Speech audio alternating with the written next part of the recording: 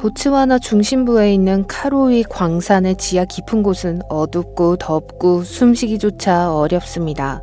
근무를 시작한 지 수없이 많은 시간이 흘렀지만 손에 쥔 돌멩이 하나도 기대에 미치지 못합니다. 반면에 지금까지 발견한 것 중 가장 큰 다이아몬드일 가능성은 희박하죠. 여러분은 루카라 다이아몬드 회사의 캐나다 상사에게 이 사실을 알리기로 결심합니다. 그리고 빙고! 여러분이 발견한 돌은 지금까지 발견된 다이아몬드 중 두 번째로 큰 2492캐럿의 놀라운 다이아몬드로 밝혀졌습니다. 현재 평균 약혼 반지 사이즈는 1.7캐럿입니다. 이 다이아몬드 하나만으로도 1465명 이상의 신부에게 반지를 공급할 수 있다는 뜻이에요. 이 보석의 크기를 주먹 크기와 비교해보세요. 그리고 이 귀중한 거인의 무게는 0.4kg이 넘습니다. 그 가치는 아직 결정되지 않았습니다. 하지만 조금 추측해보는 건 어떨까요? 같은 광산에서 나온 또 다른 다이아몬드인 컨스텔레이션은 2016년에 6,300만 달러에 팔렸어요. 그리고 그 다이아몬드는 813캐럿으로 이 새로운 다이아몬드의 3분의 1도 안 되는 크기에 불과했습니다. 이보다 더 큰 다이아몬드는 유명한 컬리넌 다이아몬드 뿐이에요. 1905년 남아프리카에서 발견됐으며 무게가 3106캐럿에 달해요. 이제 이 다이아몬드로 약혼 반지를 몇 개나 만들 수 있을지 계산해보고 그 숫자를 댓글로 적어주세요. 안타깝게도 이 다이아몬드는 나중에 여러 개의 작은 다이아몬드로 절단됐고 그중 일부는 현재 영국 왕관 보석의 일부가 되었습니다. 흥미롭게도 한때 다이아몬드보다 훨씬 더 큰 돌, 카르보나도라는 블랙 다이아몬드가 있었습니다. 1800년대 후반 브라질의 땅 위에서 발견됐습니다. 이 돌의 가장 멋진 점은 운석에서 나온 것일 수도 있다는 거예요. 돌의 이름인 세르지오 카르보나도는 작은 조각으로 부서졌어요. 지구상에서 가장 단단한 재료 중 하나이기 때문에 산업용 드릴 비트에 사용하고자 했죠. 이 새로운 다이아몬드는 실제로 첨단 기술의 도움으로 발견됐습니다. 이 회사는 메가 다이아몬드 복구 엑스레이 전송이라는 엑스레이 시스템을 사용해서 다이아몬드를 발견했어요. 루카라가 카로웨 광산에서 발견한 기록적인 다이아몬드는 이번이 처음이 아니에요. 2019년에는 1758캐럿의 세웰로 다이아몬드를 발견한 바 있어요. 당시 이 다이아몬드는 세계에서 두 번째로 큰 다이아몬드였어요. 이후 명품 브랜드 루이비통이 이 보석을 공개되지 않은 금액에 매입했습니다. 그 전인 2015년에는 같은 광산에서 레세디 라 로나 다이아몬드를 발견했어요. 이 다이아몬드의 무게는 1109캐럿으로 2017년에 5,300만 달러를 벌어들였습니다. 땅속에서 찾을 수 있는 놀라운 것은 다이아몬드뿐만이 아니에요. 땅을 더 깊게 파면 파낼수록 고대 립스틱과 같은 희귀한 물건도 발견할 수 있어요. 이 립스틱은 약 5,000년 전에 만들어진 세계에서 가장 오래된 립스틱일지도 몰라요. 이 진한 빨간색 립스틱은 이란 남부의 돌병에서 발견됐습니다. 실제로 이 병은 2001년에 등장했지만 연구원들이 최근 그 정체를 알아내는 데까지는 시간이 걸렸습니다. 튜브에 담긴 현대의 립스틱과는 달랐기 때문이죠. 사람들은 아마도 브러쉬로 발랐을 거예요. 연구원들은 이 발견을 통해 청동기 시대 여성들이 눈에 띄기 위해 어떤 노력을 했는지 엿볼 수 있게 되어 기쁘게 생각했어요. 엘리트 사회에서 여성들은 화려하게 보이고 자신의 높은 지위를 과시하기 위해 이 립스틱을 발랐을 거예요. 기원전 3000년 전 무덤에서 나온 이 병은 강력한 마르아시 문명과 관련이 있다는 배경 이야기를 소개합니다. 당시 메소포타미아 지역에서는 큰 사건이었죠. 이 무덤은 홍수로 인해 드러났고 안타깝게도 약탈자들이 많은 유물을 손에 넣었습니다. 하지만 다행히도 당국은 이 특정 조각을 회수할 수 있었어요. 이 약병이 과학자들의 관심을 끌었던 이유는 지금까지 발견된 다른 물건과는 달랐기 때문이에요. 보통은 비슷한 용기에 담긴 회색의 조밀한 물질을 발견하곤 했어요. 하지만 이 병을 열자 미세한 가루가 쏟아져 나왔습니다. 짙은 회색을 띤 보라색이었는데 이전에 본 것과는 전혀 다른 색이었어요. 연구진이 파우더를 분석한 결과 적철광으로 만들어져 진하고 깊은 붉은색을 띠는 것을 발견했습니다. 또한 식물성 오일과 왁스와 같은 다른 성분도 함유돼 있어 현대 립스틱에서 기대할 수 있는 것과 매우 유사했습니다. 청동기 시대의 화장은 그 분야에서 사치스럽고 우월한 지위를 나타내는 표시였습니다. 특히 엘리트 집단에서 부와 권력을 과시했죠. 그건 그렇고 연구원들은 이것이 세계에서 가장 오래된 립스틱이라고 확실히 주장하고 싶지는 않다고 해요. 누가 알겠어요. 언젠가 더 오래된 것이 나타날지도 모르잖아요. 지금 당장 불가리아로 떠나서 그곳을 파헤쳐보는 건 어떨까요? 삽을 들고 손을 더럽힐 필요 없이 이미 놀라운 발견이 여러분을 기다리고 있습니다. 그곳에서 거의 2m에 달하는 거대한 대리석 조각상을 발견했어요. 그리스 신 헤르메스를 묘사한 것 같아요. 하지만 가장 놀라운 것은 이 조각상이 약 2000년 동안 고대 하수구에 묻혀 있었다는 사실이에요.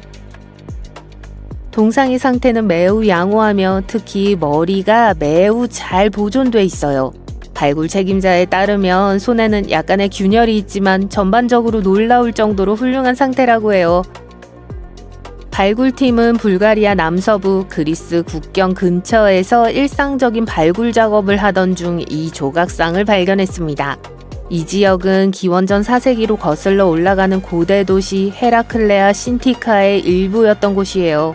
발굴 작업 중 연구원들은 동상의 대리석 발을 우연히 발견했습니다. 거기서부터 조심스럽게 나머지 부분을 발견했어요. 이런 것을 발견할 거라고는 전혀 예상하지 못했기 때문에 연구진들은 완전히 놀랐습니다. 현재 팀은 하수구에서 동상을 안전하게 꺼내는 작업을 하고 있어요. 동상이 매우 무거워서 크레인을 이용해 들어 올려 페트리히의 역사박물관으로 옮기고 있습니다. 동상을 복원하고 보존한 후 전시할 계획이에요. 전문가들은 이번 발견에 대해 매우 흥분하고 있습니다. 잘 알려지지 않은 고대 유적지인 헤라클레아 신티카의 지역 문화에 대해 더 많은 것을 알려줄 수 있기 때문이죠. 이와 같은 발견을 꿈꾸고 있다면 학위가 없더라도 실망하지 마세요. 아마추어도 과학적 돌파구를 만들 수 있습니다. 예를 들어 로마식 12면체를 발견할 수 있어요. 이 이상하고 신비한 12면체 금속 물체는 자목만한 크기로 어떤 용도로 사용됐는지 아무도 몰라요. 역사학자들은 수세기 동안 이 물건에 대해 머리를 극적거려 왔어요. 이 특별한 12면체는 지난 여름 셰필드에서 남동쪽으로 약 56km 떨어진 노턴 디즈니 인근의 한 농부의 밭에서 발견됐습니다. 자원봉사자 그룹은 이미 이 지역에서 로마 동전과 브로치를 발견한 적이 있었기 때문에 이 밭에 더 많은 보물이 있을 것이라고 생각했어요. 지구물리학적 조사 결과 지하에서 지구 자기장이 교란된 지역이 발견됐고 그곳에 무언가가 숨어 있을지도 모른다는 암시가 있었습니다. 팀은 2주간의 발굴 기간 동안 참호를 파기 시작했습니다. 끝에서 두 번째 날 4번 참호에서 누군가 12면체를 발견했어요. 그룹의 비서인 리처드 파커는 근처에서 차를 끓이고 있다가 비명을 들었습니다. 금속을 많이 발견하지 못해서 모두 충격을 받았다고 말했는데 그 멋진 유물이 갑자기 튀어나온 거예요. 22면체의 또 다른 멋진 점은 드물게 완전하다는 점입니다. 이전에 발견된 다른 것들은 대부분 깨지거나 불완전했어요. 게다가 평균보다 더 큽니다. 로마 12면체는 골프공만큼 작을 수도 있지만 22면체는 자몽에 더 가까워요. 현재 22면체는 지역 박물관에 전시되어 있어요. 지금까지 북서부 유럽에서 100개가 넘는 로마 12면체가 발견됐는데 대부분 갈로 로마 지역과 같은 옛 로마 영토에서 발견됐습니다. 기원전 1세기에서 3세기 사이로 거슬러 올라가요. 각각은 속이 빈 금속 껍질로 보통 청동으로 만들어져요. 12개의 면이 있으며 각 면의 크기가 다른 구멍이 있습니다. 구멍 주변에는 동심원 모양의 고리가 금속에 각인되어 있고 면이 만나는 모든 모서리에는 작은 장식이 있습니다. 글씨가 새겨져 있지 않고 로마 문헌 어디에도 이에 대한 언급이 없습니다. 그렇기 때문에 아무도 이 12면체의 용도를 알지 못해요. 수많은 가설이 있어요. 장난감, 주사위, 철퇴 머리, 심지어 로마 포병의 거리를 측정하는 도구였을 수도 있어요. 심지어 어떤 사람들은 장갑을 뜨개질하거나 별을 이용해 날짜를 알아내는 데 사용됐다고 생각하기도 해요. 하지만 이러한 아이디어는 대부분 사실에 부합하지 않아요. 그래서 미스테리는 여전히 남아 있습니다. 고고학자들은 200년 동안 요르단의 페트라를 연구해왔고 2024년에는 한 번도 본 적이 없는 것을 발견했습니다. 금고 바로 앞에서 2000년이 넘는 최소 12구의 완전한 인골과 유물이 있는 무덤이 발견된 거예요. 청동철, 도자기 유품이 고인과 함께 놓여 있었는데 이는 사람들이 사랑하는 사람이 세상을 떠났을 때 어떻게 그들을 기렸는지를 보여줍니다. 과학자들이 페트라를 건설한 고대 아라비아 유목민 집단인 나바테아인에 대해 자세히 알아볼 수 있는 흔치 않은 기회예요. 페트라의 금고 아래 무덤에서 발견된 유물들은 놀라운 상태를 유지하고 있지만 무덤 내부의 습기로 인해 골격이 약해져 있습니다. 연구진은 유골을 연구하고 DNA를 추출해서 무덤 안의 사람들이 친척 관계인지 확인할 계획입니다. 일부 과학자들이 무덤의 미스테리를 풀고 있는 동안 다른 과학자들은 새로운 고대 유적지를 찾기 위해 인공지능을 훈련시켰습니다. 이들은 특수한 유형의 위성 이미지를 작동하는 알고리즘을 만들었어요.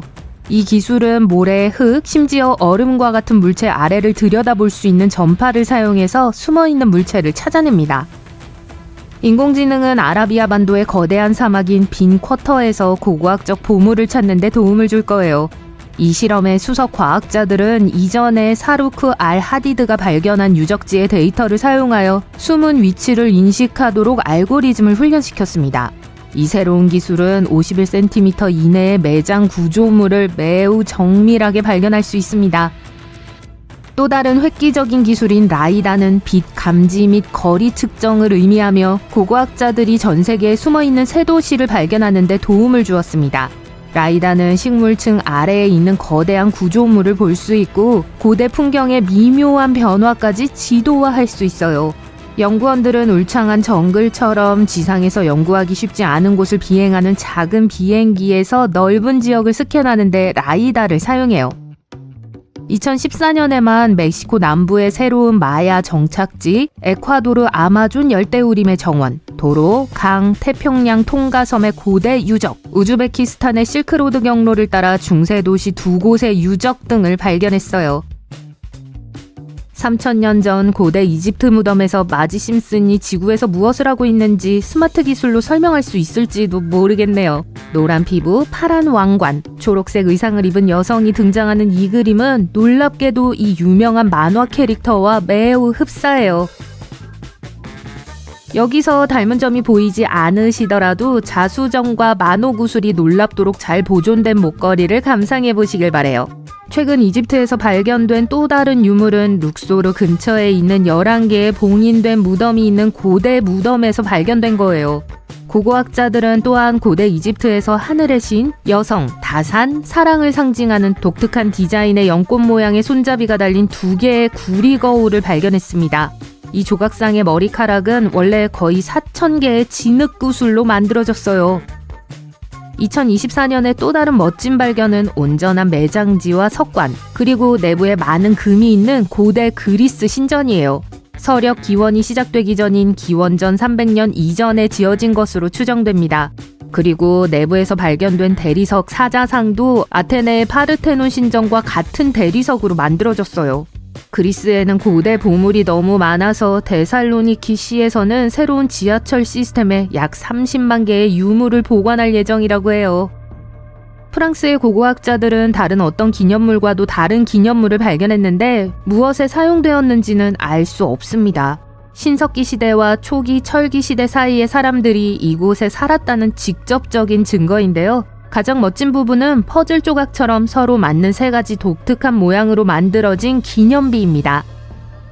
기념비에서 발견된 일부 자갈은 펠리세이드라고 불리는 나무 울타리가 있었다는 걸 의미할 수 있어요. 이 기념비를 세운 사람들은 아마도 보호 또는 장식용으로 사용했을 거예요. 연구팀은 이 기념비의 기원에 대해 더 자세히 알아보기 위해 기념비 주변의 토양층을 연구했습니다. 지금까지 발견된 유일한 도구는 날카로운 부싯돌이었어요. 만화 캐릭터가 생각나네요. 신석기 시대에 사용됐던 거였죠. 다음 단계는 유적지의 정확한 연대를 파악하기 위한 방사성 탄소 연대 측정입니다. 지금까지 발견된 안장 중 가장 오래된 것은 중국 북서부의 타클라마칸 사막 가장자리 근처의 한 여성의 무덤에서 발견되었습니다. 이 안장은 지금까지 발견된 안장 중 가장 오래된 거예요. 가죽 조각을 꿰매고 집과 동물의 털로 채워서 부드럽게 만든 안장으로 제작되었습니다.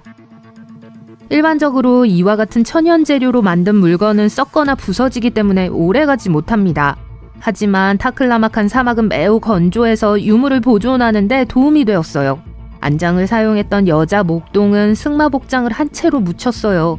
이는 남성만이 안장을 사용하며 목축과 여행에 참여한 건 아니었다는 걸 증명합니다. 고대 마야인들이 만든 화려한 옥 마스크가 수세기 동안 발견되기를 기다렸던 과테말라로 이동해 보겠습니다. 과학자들은 방사성 탄소 연대 측정법을 사용하여 가면의 연대를 알아냈어요.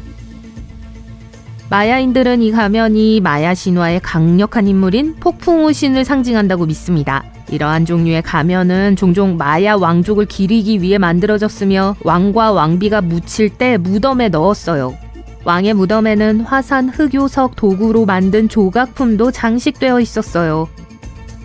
과학자들은 15년간의 연구 끝에 마침내 스톤헨지의 제단 돌의 출처를 알아냈을지도 몰라요. 그들은 제단석 내부의 작은 광물들을 웨일즈와 잉글랜드의 여러 곳에서 나온 암석과 비교해서 많은 곳을 배제했습니다. 그리고 스톤헨지에서 749.95km 이상 떨어진 스코틀랜드의 한 곳에서 완벽한 일치점을 찾았어요. 이 지역은 신석기 시대에 많은 일이 있었던 스코틀랜드의 북동쪽에 있는 섬그룹인 오크니일 수도 있습니다. 이제 가장 큰 의문은 고대인들이 이 거대한 돌을 어떻게 그렇게 멀리 옮겼는가 하는 거예요. 제단 돌의 길이는 4.88m가 넘고 무게는 6톤이 넘어요. 새로운 이론은 배를 이용해 해안선과 강을 따라 운반했을 것이라는 거예요. 스톤헨지에 가까워지면 나무 썰매와 밧줄 그리고 거대한 협업을 통해 육지를 가로질러 옮겼을 것이라는 이론이 있습니다. 프랑스 북쪽에서 새 집을 짓는 동안 고대 주택이 수면 위로 떠올랐어요. 이 집은 2세기에 지어진 엘리트들을 위한 고급 도시주택으로 밝혀졌습니다. 집 내부는 화재로 인해 파괴됐어요. 하지만 파괴된 층 아래에는 아름다운 실제 크기의 프레스코와 그림이 있습니다. 튀르키의 고고학자들이 약 900만 년 전에 살았던 코끼리의 팔과 발뼈를 발굴했어요. 또한 초기 말, 기린, 심지어 검치고양이의 화석도 발견했습니다. 연구진은 이미 이 유적지에서 43종의 동물을 확인하고 4,000개 이상의 화석을 수집했습니다. 튀르키예에서 또 하나의 멋진 발견은 잉카야 동굴 안에 있는 64,000년 된 작업장입니다. 사람들이 24,000년 동안 쉬지 않고 사용한 것처럼 보여요. 내부에는 작업장 안에서 만든 조각과 칼날 같은 도구들이 있습니다. 튀르키예 동부에서 한 농부가 우연히 흙 밑에서 로마 후기 또는 비잔틴 시대의 92.90제곱미터 크기의 모자이크를 발견했습니다. 전문가들은 이 지역에서 유일무이한 작품이며 시간이 지난 지금까지도 온전한 상태라고 말해요. 이 문양에는 고대 튀르키예에서 발견된 수십 종의 나무, 식물, 동물이 그려져 있어요.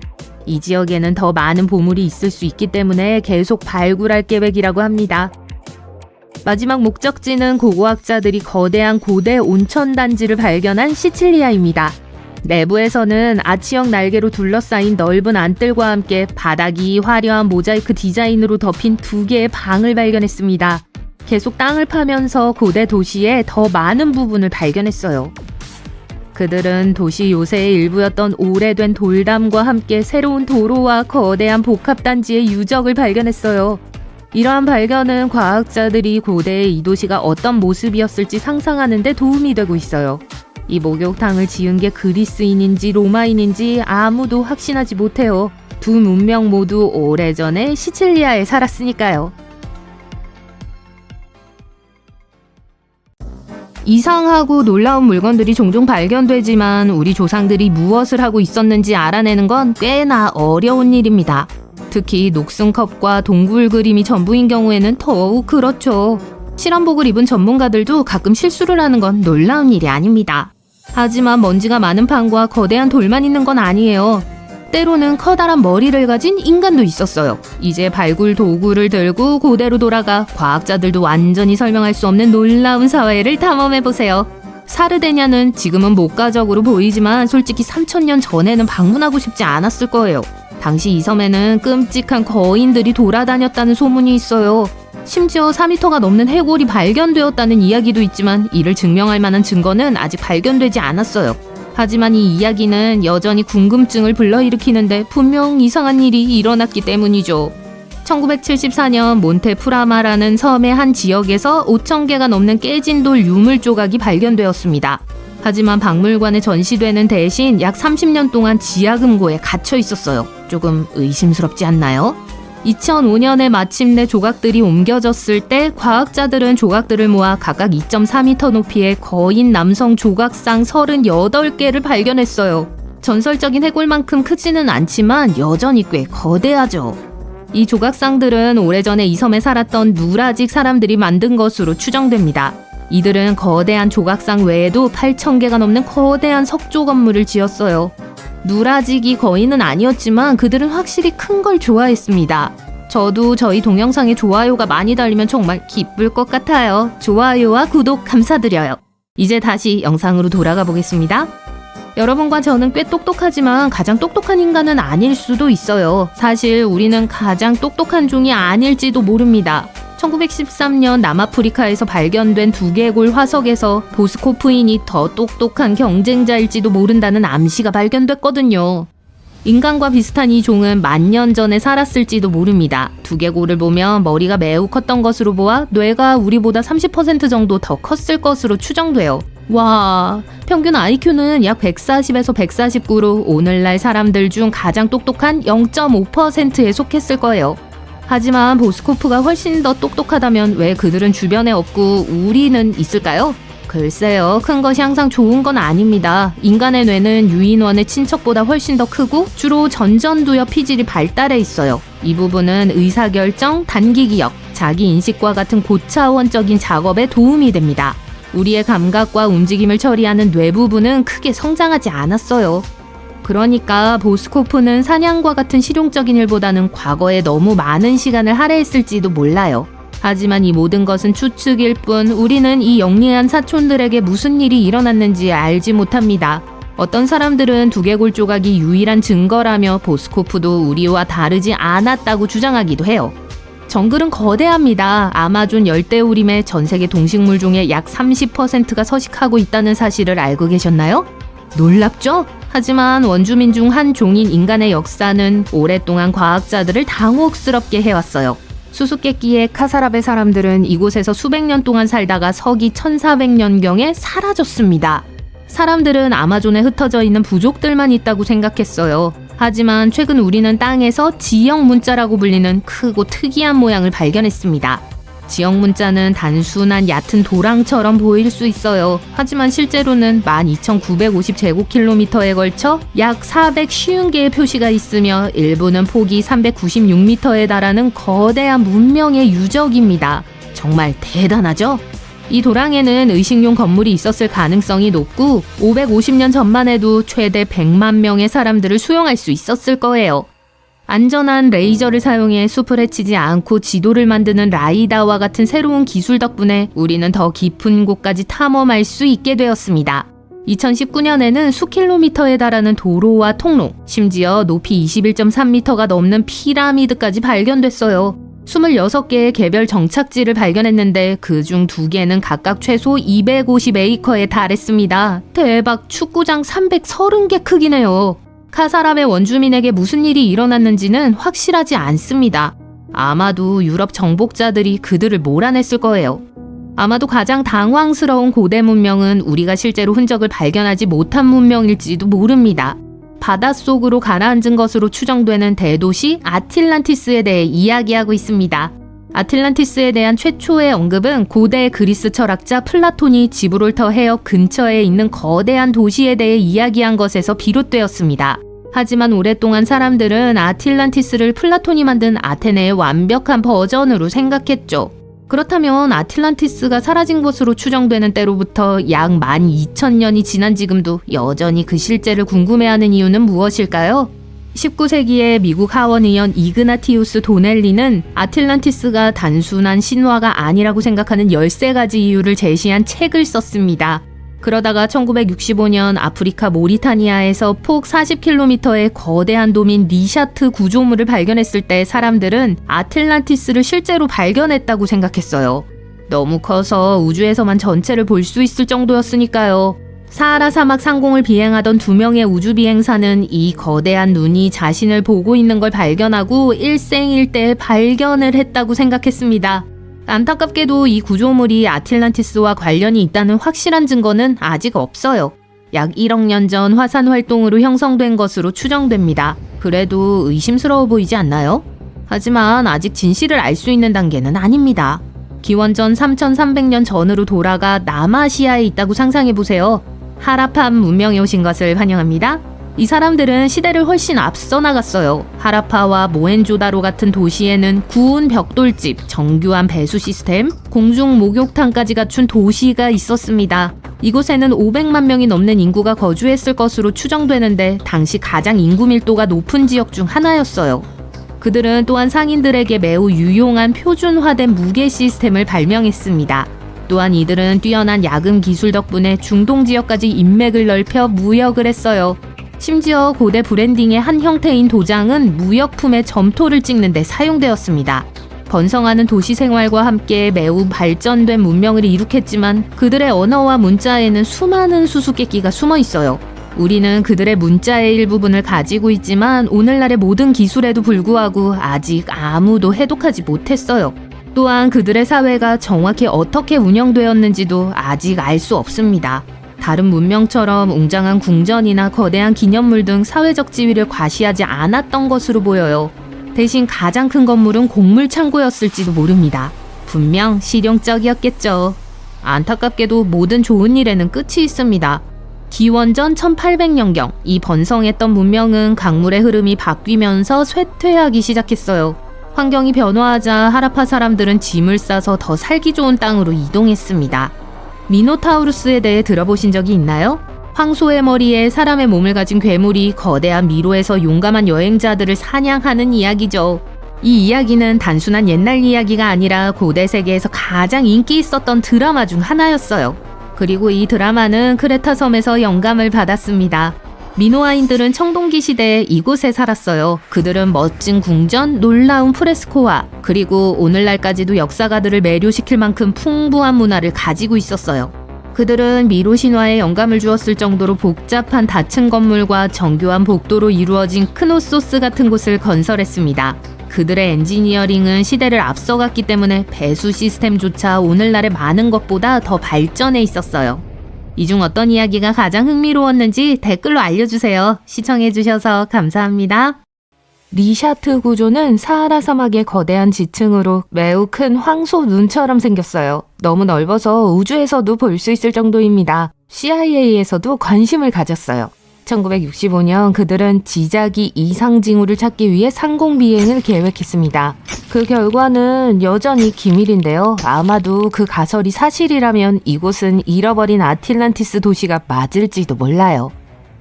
아틀란티스는 파도 아래 가라앉은 것으로 추정됩니다. 하지만 최근의 발견은 다른 방향으로 우리를 이끌고 있어요. 이건 아주 오래전으로 거슬러 올라가는 고대 이야기인데요. 플라톤이 처음으로 언급했습니다. 그곳은 녹음이 무성하고 세 개의 동심원 모양의 땅이 두 개의 원을 둘러싸고 있는 기이한 구조로 되어 있었죠. 플라톤의 글에서 인용한 두 가지 주요 인용문은 아틀란티스가 바다 한가운데에 있는 전형적인 섬이 아니었을 수도 있음을 암시합니다. 또한 아프리카와 유럽으로부터 큰 영향을 받았기 때문에 대서양에 있었다는 생각에 의문을 품게 돼요. 사하라의 눈과 아틀란티스는 닮은 꼴로 밝혀졌습니다. 우주 비행사들은 사하라의 눈을 상공에서 보고 처음에는 운석 충돌 분화구라고 생각했어요.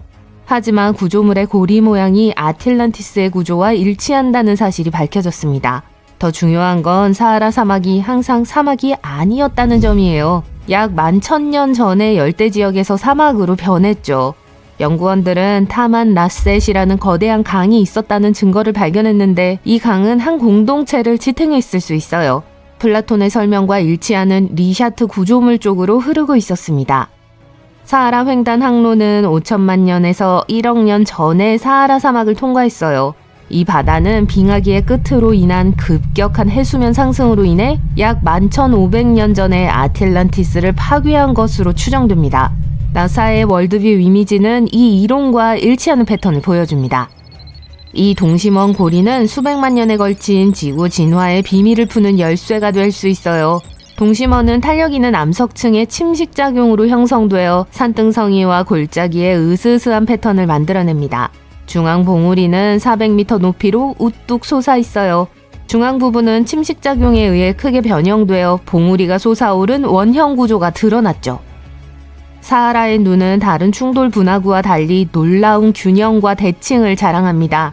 어떤 사람들은 바람과 물에 의해 조각된 암석 융기 때문에 생긴 것이라고 말해요. 다른 사람들은 동심원의 영광을 드러내기 위해 침식된 고대 안티라인이라고 생각하기도 합니다.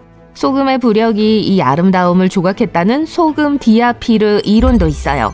연대 측정 기술을 통해 5억 4,100만 년에서 2억 5,200만 년쯤 전에 형성됐다는 것이 입증됐습니다.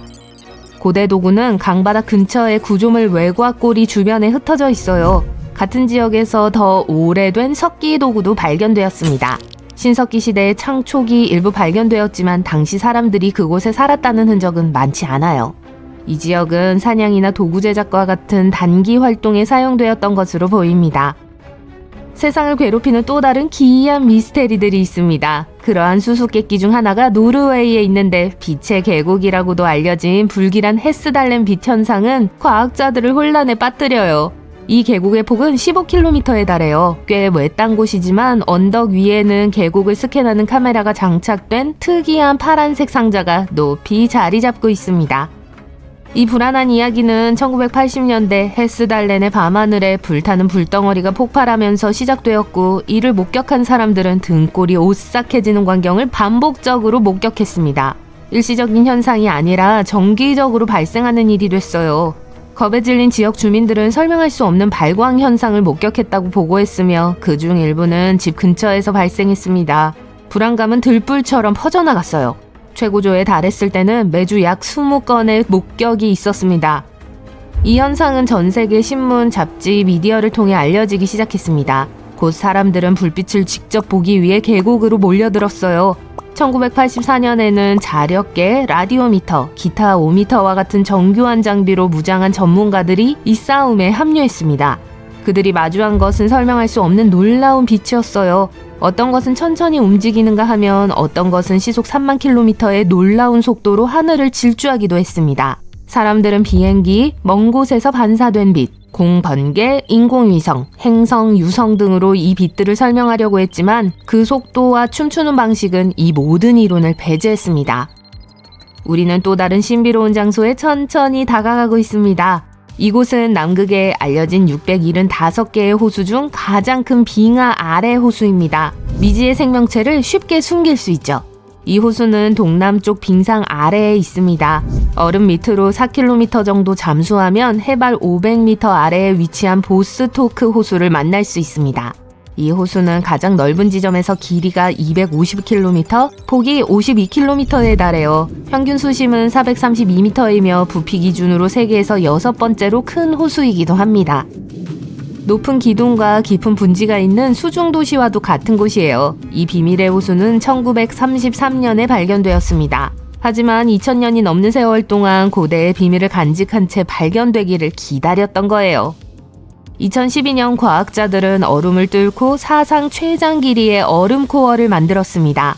그들은 얼음을 뚫고 호수 표면까지 도달했어요. 2013년에는 얼음 핵을 추출하는 동안 고요한 바닷물이 분출하여 시추액과 섞이면서 예상치 못한 반전이 일어났습니다. 그리고 2015년에 깨끗한 물 샘플을 얻었어요. 수백만 년 동안 사람의 손길이 닿지 않은 화석 수자원 매장지이기 때문에 이전에는 알려지지 않은 생명체가 존재할 수 있다고 생각하는 사람들도 있었습니다. 이는 유로파나 엔셀라두스와 같은 달의 얼음으로 덮인 바다가 있을 것으로 추정되는 것과 매우 유사할 수 있어요. 이 모든 것은 19세기에 남극 빙상 아래에 담수가 숨어 있다는 이론에서 시작되었습니다. 그러다가 1949년 지진음이 빙하 아래 호수를 암시했고 90년대에는 위성 데이터를 통해 보스토크 호수의 존재를 확인했습니다.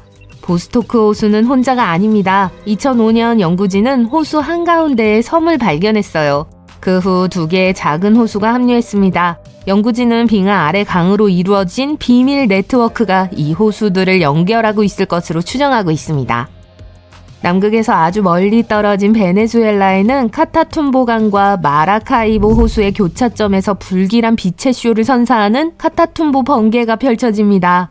이 불안한 번개 현상은 1년에 약 140일에서 160일 밤에 발생하며 하루에 10시간 동안 계속되고 1시간에 최대 280회까지 번쩍일 수 있습니다.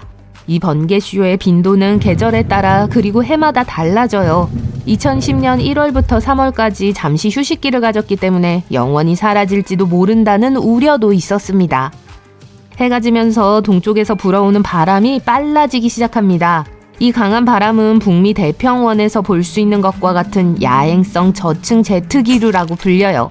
이 바람은 주로 카리브해와 호수 자체에서 습기를 가져와요. 이 습한 공기가 높은 산등성이에 닿으면 산 위에 뇌우가 형성됩니다. 계속되는 바람 상황 덕분에 밤이 깊어질수록 뇌우가 더 많이 나타나요. 이 패턴이 반복됩니다. 이 지역이 전 세계에서 연간 번개 발생률이 가장 높은 이유입니다. 과학자들이 설명할 수 없는 다음 장소는 중국에 있습니다. 바로 롱류 동굴이에요. 이 동굴은 높고 기울어진 지붕과 튼튼한 기둥이 있습니다. 이곳은 수세기 동안 베일에 가려져 있었어요. 약 2000년 전에 지어진 이 인간이 만든 동굴은 90년대에야 그 모습을 드러내기로 결정했습니다. 지역 농부들이 연못을 파서 5개의 거대한 동굴을 드러낸 거죠. 더 파고 들어가자 19개의 작은 동굴이 추가로 드러났습니다. 동굴의 폭은 18에서 34m, 높이는 8에서 18m였습니다. 고고학자들은 2000년 전으로 거슬러 올라가는 한해 서한 황제 통치 시대의 역사적 유물을 발견했습니다. 이 동굴은 어떻게 2000년이 넘는 세월 동안 무너지지 않고 살아남을 수 있었을까요? 고대 기록에도 동굴이 어떻게 만들어졌는지 설명되어 있지 않아요. 벽에 끌자국이 남아있어 층층이 쌓아 올려졌음을 암시하지만 정확한 건설 과정은 여전히 수수께끼예요. 포르투갈에서 이 우물을 발견했다면 그 깊숙한 곳을 들여다보고 싶은 유혹을 뿌리치세요. 신비로운 도시 신트라에 있는 이 거꾸로 된 탑은 지하로 27m 나선형으로 뻗어 있어 보는 이로 하여금 소름을 돋게 합니다. 이 우물은 물을 모으기 위해 설계된 것은 아니지만 그 진정한 목적은 철저히 비밀에 붙여져 있습니다. 1904년경으로 거슬러 올라가는 이 우물은 템플기사단의 신비한 입문 전통과 관련이 있을 수 있습니다. 템플기사단은 이 구덩이가 건설되기 거의 6세기 전의 역사 속으로 사라졌어요. 하지만 그들의 신비로운 전통은 후대에 의해 되살아났습니다. 한설에 따르면 당시 기사단에 입단하려는 지원자들은 눈을 가린 채 이 우물을 마주하고 나선형 계단을 내려가면서 가장 깊은 두려움에 맞서야 했다고 합니다. 거꾸로 된 탑의 바닥에 도착한 그들은 눈가리개를 벗고 무서운 광경과 마주했습니다. 이 어두운 미로에서 벗어나는 유일한 방법은 계속 위를 올려다보며 빛을 따라가는 것뿐이었습니다. 중고 서점의 서가를 둘러보다가 처음 보는 알파벳이 적힌 책을 발견했다고 상상해보세요. 이미지 번역 앱을 사용하기로 결정했지만 일치하는 알파벳을 찾지 못했습니다. 호기심이 발동하여 책을 구입합니다. 그런 다음 친구와 가족에게 책을 보여주지만 아무도 그 알파벳을 알아보는 사람이 없습니다. 희귀서적 상인 윌프리드 보이니치도 1912년에 훗날 세계에서 가장 수수께끼 같은 책이 될 물건을 구입했을 때 같은 좌절감을 느꼈을 겁니다. 오늘날 보이니치 필사본으로 알려진 이 작품은 아직 아무도 해독하지 못한 미지의 언어로 쓰여졌습니다. 25세기 고문서의 페이지는 식물 그림으로 가득 차 있지만 일반적인 데이지나 장미가 아닙니다. 사실 우리가 알고 있는 어떤 식물종과도 닮지 않았어요. 더 이상한 건 낯선 별자리와 녹색 욕조에서 수영하는 여성의 그림이에요. 신비한 문자의 세계를 더 깊이 파헤치기 위해 중동 사해 근처의 쿰란 동굴로 여행을 떠날게요. 1962년 한 고고학팀이 그곳에서 고도로 산화된 구리로 만든 두루마리 문서 2개를 우연히 발견했습니다. 두루마리를 펼치는 건 큰 도전이었기 때문에 그들은 두루마리를 23개로 잘라서 조사하기로 결정했어요. 금과 은과 같은 히브리어 단어가 튀어나오는 것을 보고 얼마나 놀랐을지 상상해보세요. 하지만 고대 청구서는 아니었습니다. 그것은 100만 달러가 넘는 돈을 가리키는 보물지도와 더 비슷했어요. 안타깝게도 보물을 찾지 못했습니다. 하지만 노력이 부족해서가 아니에요. 보물 찾기가 생각만큼 쉽지 않았어요. 브리스크롤의 일부 어휘는 전문 용어고 일부 지리적 위치는 여전히 미스테리로 남아있어요. 마지막 한 가지 가능성도 있습니다. 어쩌면 옛날 해적 이야기처럼 모두 허구일지도 몰라요. 사람들은 종종 어디에 서 있든 당신을 따라다니는 듯한 모나리자의 강렬한 눈빛에 대해 이야기하곤 합니다. 하지만 여기 간단한 질문이 있습니다. 모나리자는 눈썹이 있나요? 아니요 라고 대답하신다면 정답이에요. 눈썹이 전혀 없는 모나리자의 눈빛은 신비로운 느낌을 더해요. 가장 일반적인 설명은 미의 기준이 달랐기 때문에 눈썹을 뽑는 건 15세기 전후의 일이었다는 거예요. 하지만 당시의 다른 이탈리아 그림, 예를 들어 라스키아보나나 어린 소녀의 초상 같은 작품을 살펴보세요. 네, 눈썹이 있어요. 프랑스의 발명가 파스칼 코테처럼 모든 사람이 이 이론에 완전히 만족한 건 아닙니다. 그는 레오나르도 다빈치의 걸작의 모든 층을 파헤치기 위해 3000시간 동안 그림 스캔을 분석했습니다. 그는 모나리자에 한때 눈썹이 있었지만 청소와 복원 작업으로 인해 시간이 지나면서 눈썹이 사라졌다고 주장해요. 그러나 일부 역사가들은 여전히 그의 연구 결과에 의문을 제기하고 있으며 이는 모나리자의 스타일이 여전히 풀리지 않는 미스테리로 남아있다는 걸 의미해요. 리우데자네이루로 여행을 가기로 했는데 모두가 슈가로프 산을 꼭 가봐야 한다고 말해요. 멀리서 산을 바라보면 돌에 구멍이 뚫려 있다는 걸 알게 돼요. 하지만 정오 무렵이 되면 모든 풍경이 달라집니다. 그 구멍에 그림자가 새, 정확히 말하자면 따오기의 형상을 하고 있기 때문이죠. 현지 전설에 따르면 이 새 모양은 고대 이집트의 신 토스와 관련이 있다고 해요. 고대 이집트인들이 리우데자네이루를 방문했다가 이 자연 현상에서 영감을 받았다는 거죠. 하지만 이는 아마도 우연의 일치일 거예요. 하지만 진짜 미스테리는 슈가로프 마운틴 주변 해역에 숨겨져 있습니다. 80년대의 고고학자 로버트 마르크스는 구아나바라만 아래에 보물이 숨겨져 있다는 현지인의 제보를 받았습니다.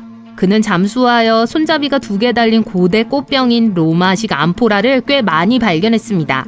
그의 발견은 포르투갈이 브라질에 도착하기 전인 17세기에 이곳에 도착했던 로마 난파선에 대한 증거일지도 몰라요. 그러나 그는 연구를 계속 진행하지 못했고 오늘날까지도 브라질 해안에 로마인들이 왔었다는 사실은 불확실한 상태로 남아있습니다. 클레오파트라 무덤의 실제 위치만이 고대 이집트의 유일한 미스테리는 아니에요. 세티 1세 신전처럼 고대 건축물의 벽에는 많은 비밀이 새겨져 있습니다. 이 상형 문자를 자세히 살펴보면 현대의 헬리콥터와 비슷한 모양을 볼 수 있어요. 오른쪽을 보면 잠수함처럼 보이는 조각을 볼 수 있습니다. 이상하지 않나요? 이에 대한 가장 합리적인 설명은 여러 통치자들의 유산과 관련이 있습니다. 새로운 파라오가 권력을 잡았을 때 기존 상형 문자에 자신만의 상형 문자를 추가했어요. 하지만 일부 이집트 학자들은 이 신비한 상형 문자가 일종의 고대 기술을 상징할 수 있다고 믿기 때문에 여전히 논쟁의 대상이 되고 있습니다. 덴데라 정부도 마찬가지예요. 하토르 신전의 지하 통로에서 발견된 이 이미지는 이집트 역사에서 중요한 논란의 대상이에요. 일부 연구원들은 이 비문이 단순히 떠오르는 태양을 상징한다고 주장하는 반면 다른 연구원들은 현대 조명 시스템의 증거로 해석하기도 해요. 그리고 실제로 전기방전을 이용한 초기 실험 중 하나인 크룩스 튜브와 유사합니다. 고대 이집트인들이 현대 전기를 사용했다는 구체적인 증거는 없지만 일부 역사학자들은 이 이론이 발견된 많은 무덤에서 석유 램프나 양초를 사용한 흔적이 남아있지 않은 이유를 설명하는 데 도움이 될 수 있다고 믿어요. 신비로운 이집트의 피라미드에 대해 많은 이야기가 전해지지만 그 이전에 이미 다른 불가사의한 구조물이 존재했다는 사실을 잊는 경우가 많습니다. 다음 목적지는 터키입니다. 우르파시 근처에 있는 고베클리 테페로 알려진 언덕 꼭대기에는 고대의 비밀이 숨겨져 있어요. 이곳에는 11,000년 이상 된 20개 이상의 원형 석조벽이 있습니다. 이 중 대부분은 조각이 많이 새겨져 있는데 손을 접은 으스스한 인간 형상으로 장식된 T자형 돌기둥이에요. 가장 널리 받아들여지는 학설은 세계 최초의 신전으로 의식이나 사교 행사에 사용되었을 가능성이 높다는 거예요. 하지만 가장 큰 미스테리는 이 유적지가 동물이 가축화되거나 금속 도구가 사용되기 이전에 존재했기 때문에 어떻게 지어졌는지에 있습니다. 따라서 건축은 매우 어려웠을 거고 역사적 연대에 대한 우리의 이해를 어렵게 만듭니다. 나스카 라인 상공을 비행할 예정입니다. 고소공포증은 없으시겠죠? 페루의 건조한 지역에 새겨진 이 거대하고 신비로운 그림에 대해 이미 들어보셨을 거예요. 거미, 원숭이, 아마도 낚시꾼일 가능성이 더 높은 왕눈이 외계인 등 다양한 모양을 하고 있습니다. 어쨌든 이 이야기는 2022년에 추가로 168개의 새로운 그림이 발견되면서 새로운 장을 열게 되었습니다. 기존 그림은 공중에서만 볼 수 있었지만 새로운 그림은 훨씬 더 작아서 지상에서도 관찰할 수 있어요. 그러나 한 가지 공통점은 그 목적이 완전히 불분명하다는 거예요. 어떤 사람들은 나스카 라인을 세계에서 가장 큰 규모의 달력이라고 부르기도 하고 어떤 사람들은 농업용 도구로 사용되었다고 주장하기도 해요.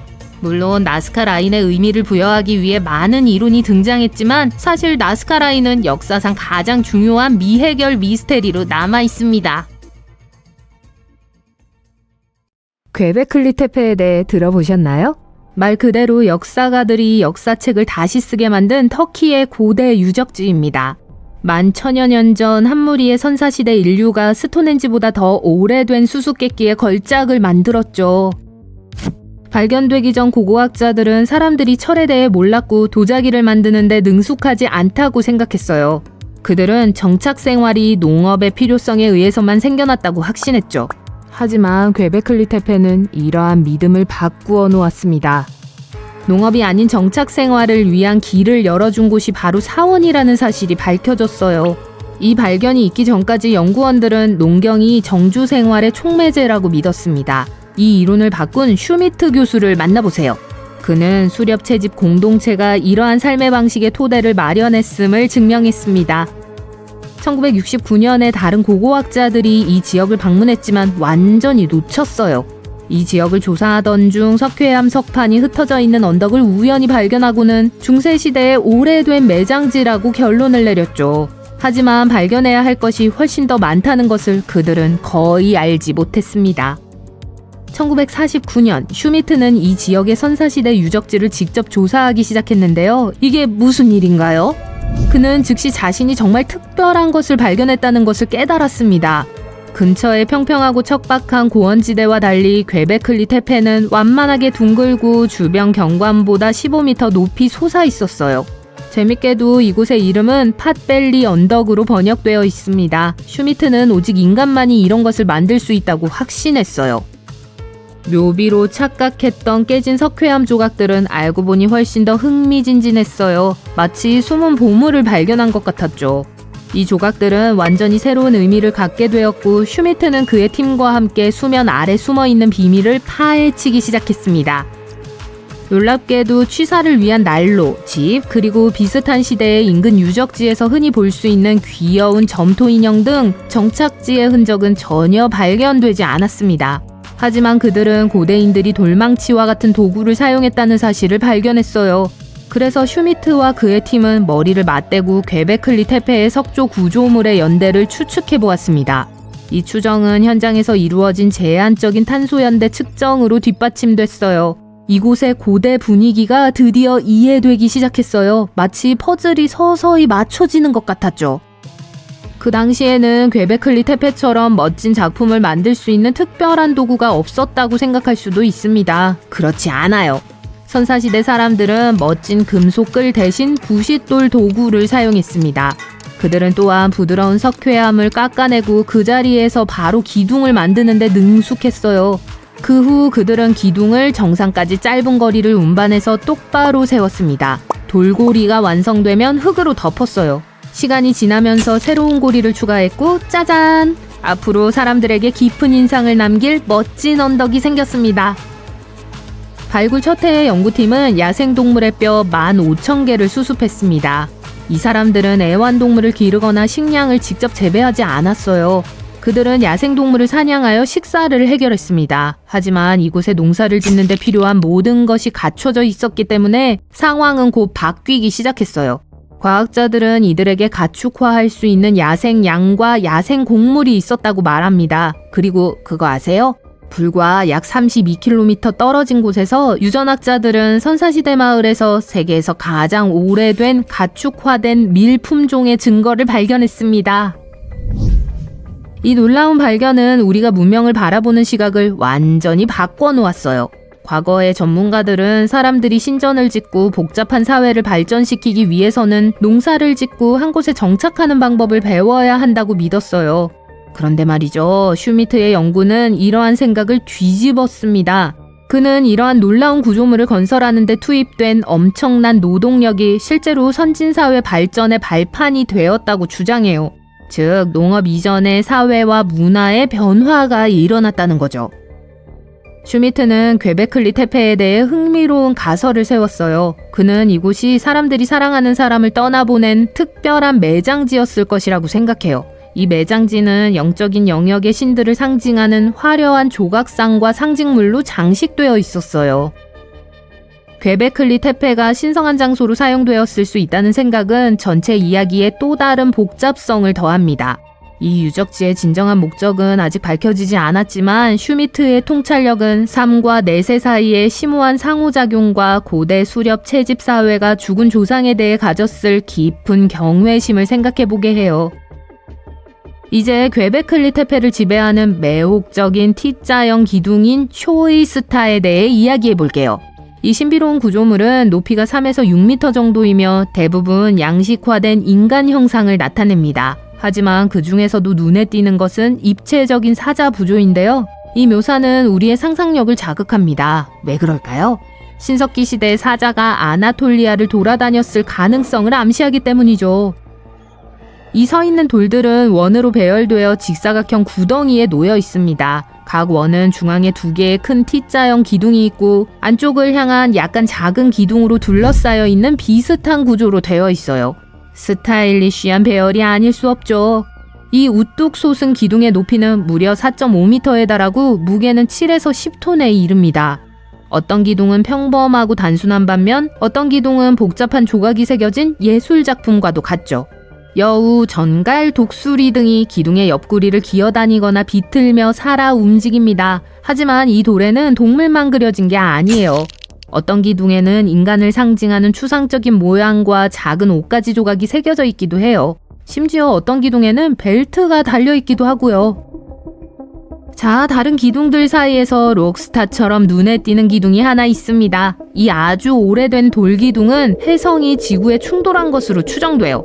이 사건은 약 1000년 동안 지속된 추운 시기에 일어났습니다.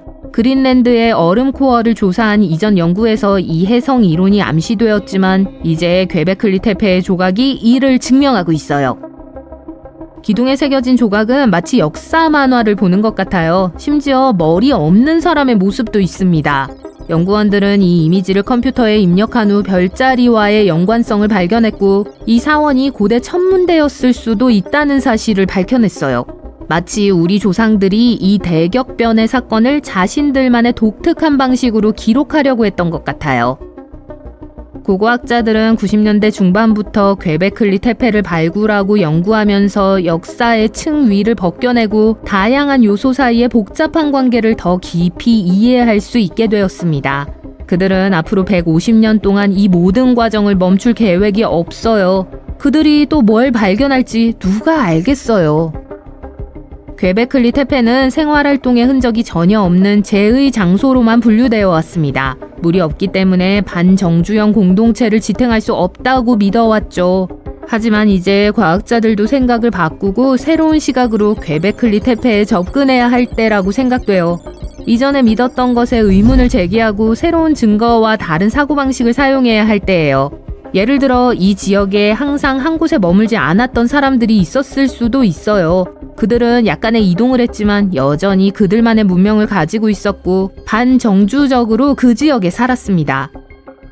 퀘베클리 테페는 단순히 하나의 사원이 아니라 20개가 넘는 고대 건축물이 모여있는 놀라운 곳이에요. 고고학자들은 이 경이로움의 깊이를 파헤치면서 각 시설의 중심부에 2개의 눈에 띄는 초점이 있고 작은 구조물과 벽으로 구분된 독특한 레이아웃을 밝혀내고 있습니다. 더 놀라운 건 이 지역에는 좁고 가늘어지는 기념물인 오벨리스크가 200개가 넘는다는 사실이에요. 이 숨겨진 마을은 아오가시마라고 불려요. 화산 분화구의 바로 한가운데 위치해 있죠. 일본 남쪽 최북단 미크로네시아에서 찾아볼 수 있어요. 1780년대에 필리핀에서 화산이 폭발하여 인근 지역사회에 많은 피해를 입혔다고 해요. 가까스로 인구의 절반이 거대한 폭발을 피할 수 있었고 몇 년 후에 마을을 재건하기 위해 돌아왔어요. 현재 화산이 여전히 활동적이라고 여겨지고 있지만 약 160명의 사람들이 그곳에서 평화롭게 살고 있어요. 페루에 있는 와카치나는 세계에서 가장 건조한 기후 중 한 곳에 위치해 있어요. 그럼에도 무성한 야자수로 둘러싸인 아름다운 마을이에요. 또한 특별한 치유 특성을 갖고 있는 걸로 알려진 석호도 있어요. 이 정착촌에는 소규모 사업체를 관리하는 주민이 90명 조금 넘어요. 그들 대부분은 모래를 주요 자원으로 사용하죠. 어떤 사람들은 샌드보딩 서비스를 제공하거나 심지어 사막에서 호화로운 저녁도 제공해요. 500년 이상 동안 그린 마운틴이라고 불리는 봉우리의 절벽에 소규모의 사람이 살고 있어요. 그곳은 오만에서 그리고 전 세계에서 가장 외진 곳 중 하나예요. 정착지에 도달할 수 있는 유일한 방법은 걷거나 노새를 타거나 또는 사륜 구동형 차량을 이용하는 거예요. 알소가라고 불리며 그곳에 가려면 가파른 돌계단을 20분 정도 올라가야 해요.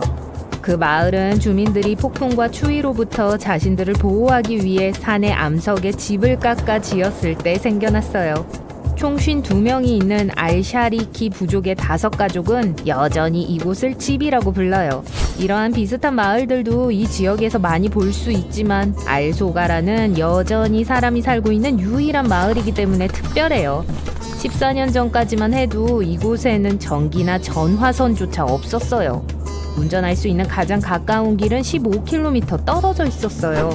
학교가 없었기 때문에 사람들은 집에서 어른들에게 읽고 쓰는 법을 배워야 했어요.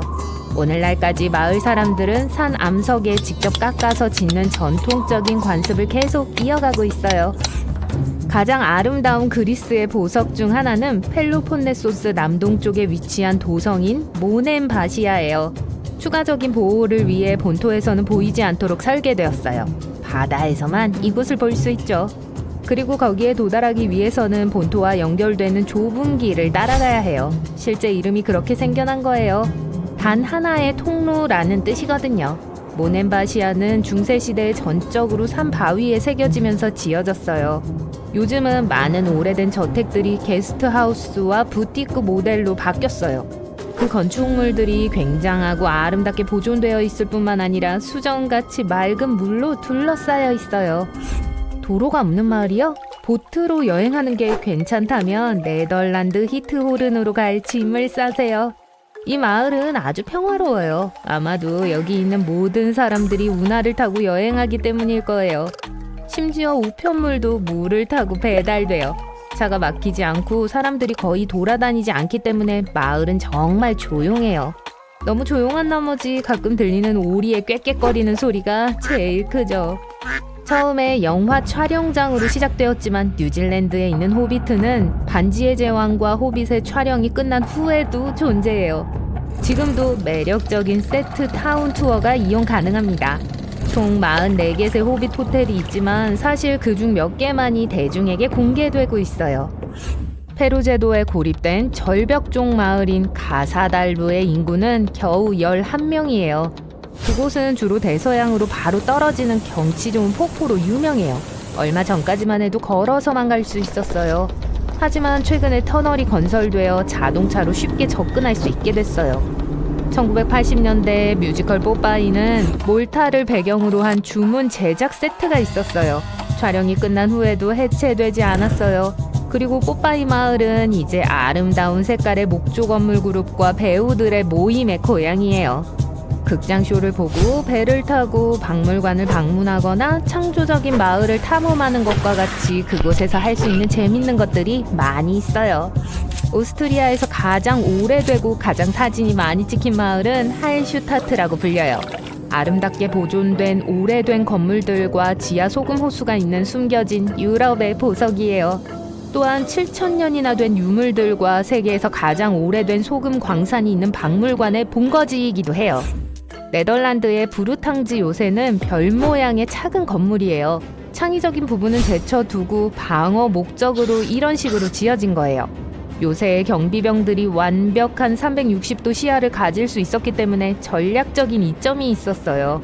오늘날 이 건축물은 오래된 건물, 자갈로 된 도로, 나무 풍차, 그리고 정교한 다리를 포함해 완벽하게 보존되어 있어요.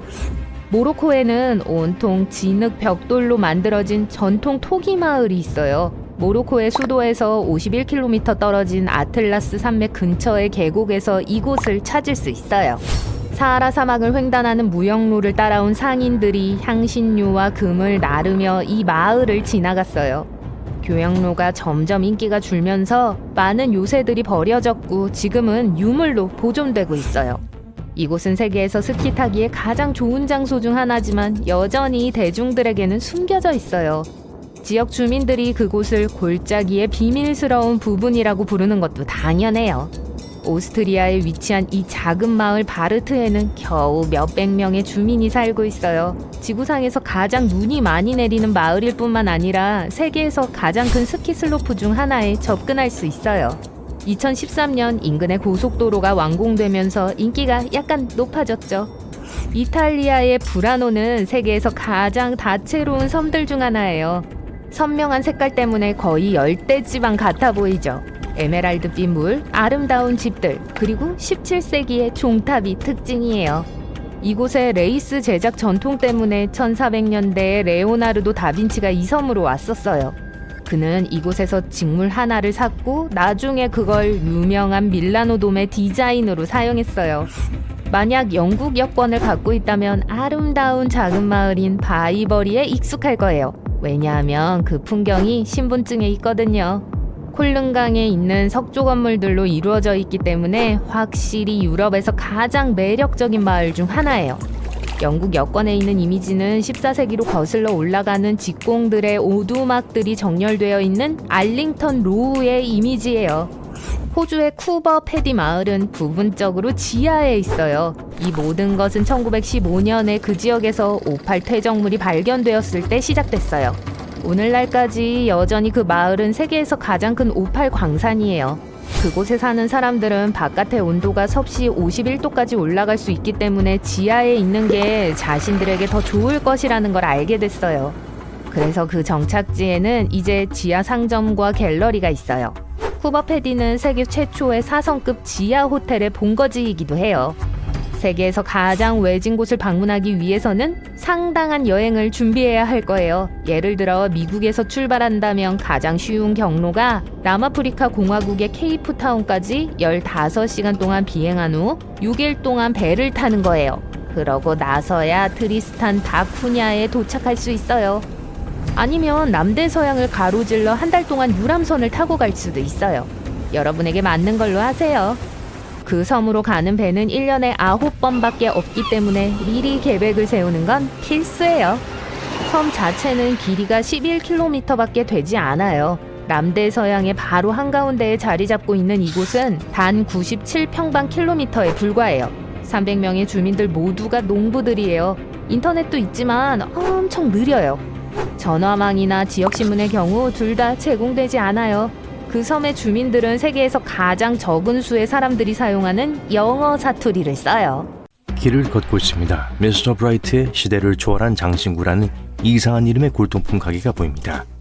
호기심이 생겨서 가게에 들어갑니다. 이상한 물건들을 살펴봐요. 그러다 갑자기 낡은 양피지 한 장이 눈에 들어옵니다. 세계 지도예요.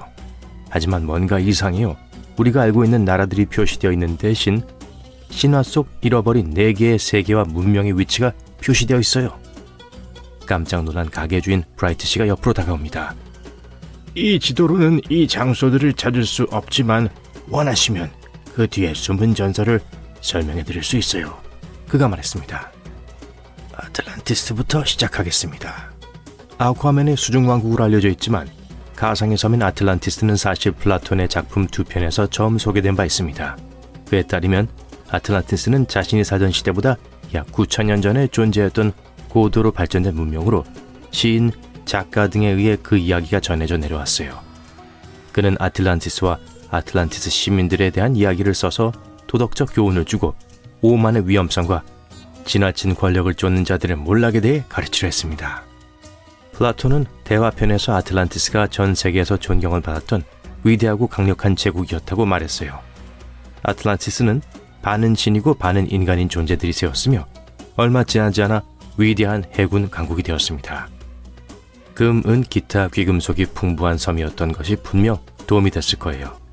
하지만 그 외에도 아름다운 건축물과 최첨단 기술, 수많은 희귀하고 이국적인 야생동물로도 유명했습니다. 아틀란티스인들은 자신들의 위대한 업적과 문명의 완성을 자랑스러워했습니다. 하지만 지나친 자만심은 몰락을 가져왔어요. 그들은 자신들이 너무 우월해서 모든 국가를 지배할 수 있다고 믿었습니다. 그래서 일련의 침략을 시작했죠. 그들은 지중해 많은 땅을 정복했지만 아테네에 입성할 때가 되자 아테네인들이 막강한 군대를 앞세워 반격했고 결국 아틀란티스는 패배하고 말았습니다. 플라톤은 신들이 아틀란티스의 사악하고 탐욕스럽고 부도덕한 모습에 분노한 나머지 지진은 일으켜 아틀란티스를 바다 밑으로 가라앉게 하는 벌을 내렸다고 합니다. 아틀란티스에 대한 최초의 기록은 플라톤의 작품이지만 일부 사람들은 여전히 그의 이야기가 사실에 근거한 것이라고 믿고 아틀란티스 섬을 실제 국가와 동일시하려고 노력했습니다. 어떤 사람들은 아틀란티스가 스페인이나 이탈리아 해안 근처에 지중해에 있었을 것이라고 주장했어요. 또 다른 사람들은 아틀란티스가 중남미 연안의 카리브해에 있었을 것이라고 생각했습니다. 하지만 이런 주장을 뒷받침할 만한 증거는 없었어요. 특히 한 가지 가설이 다른 가설보다 더 그럴듯해 보였습니다. 에게해에 위치한 산토리니 섬은 고도로 발달한 미노스 사회의 본거지였어요. 하지만 약 3600년 전 거대한 화산 폭발로 인해 섬이 파괴되면서 미노스 문명은 갑자기 사라졌습니다.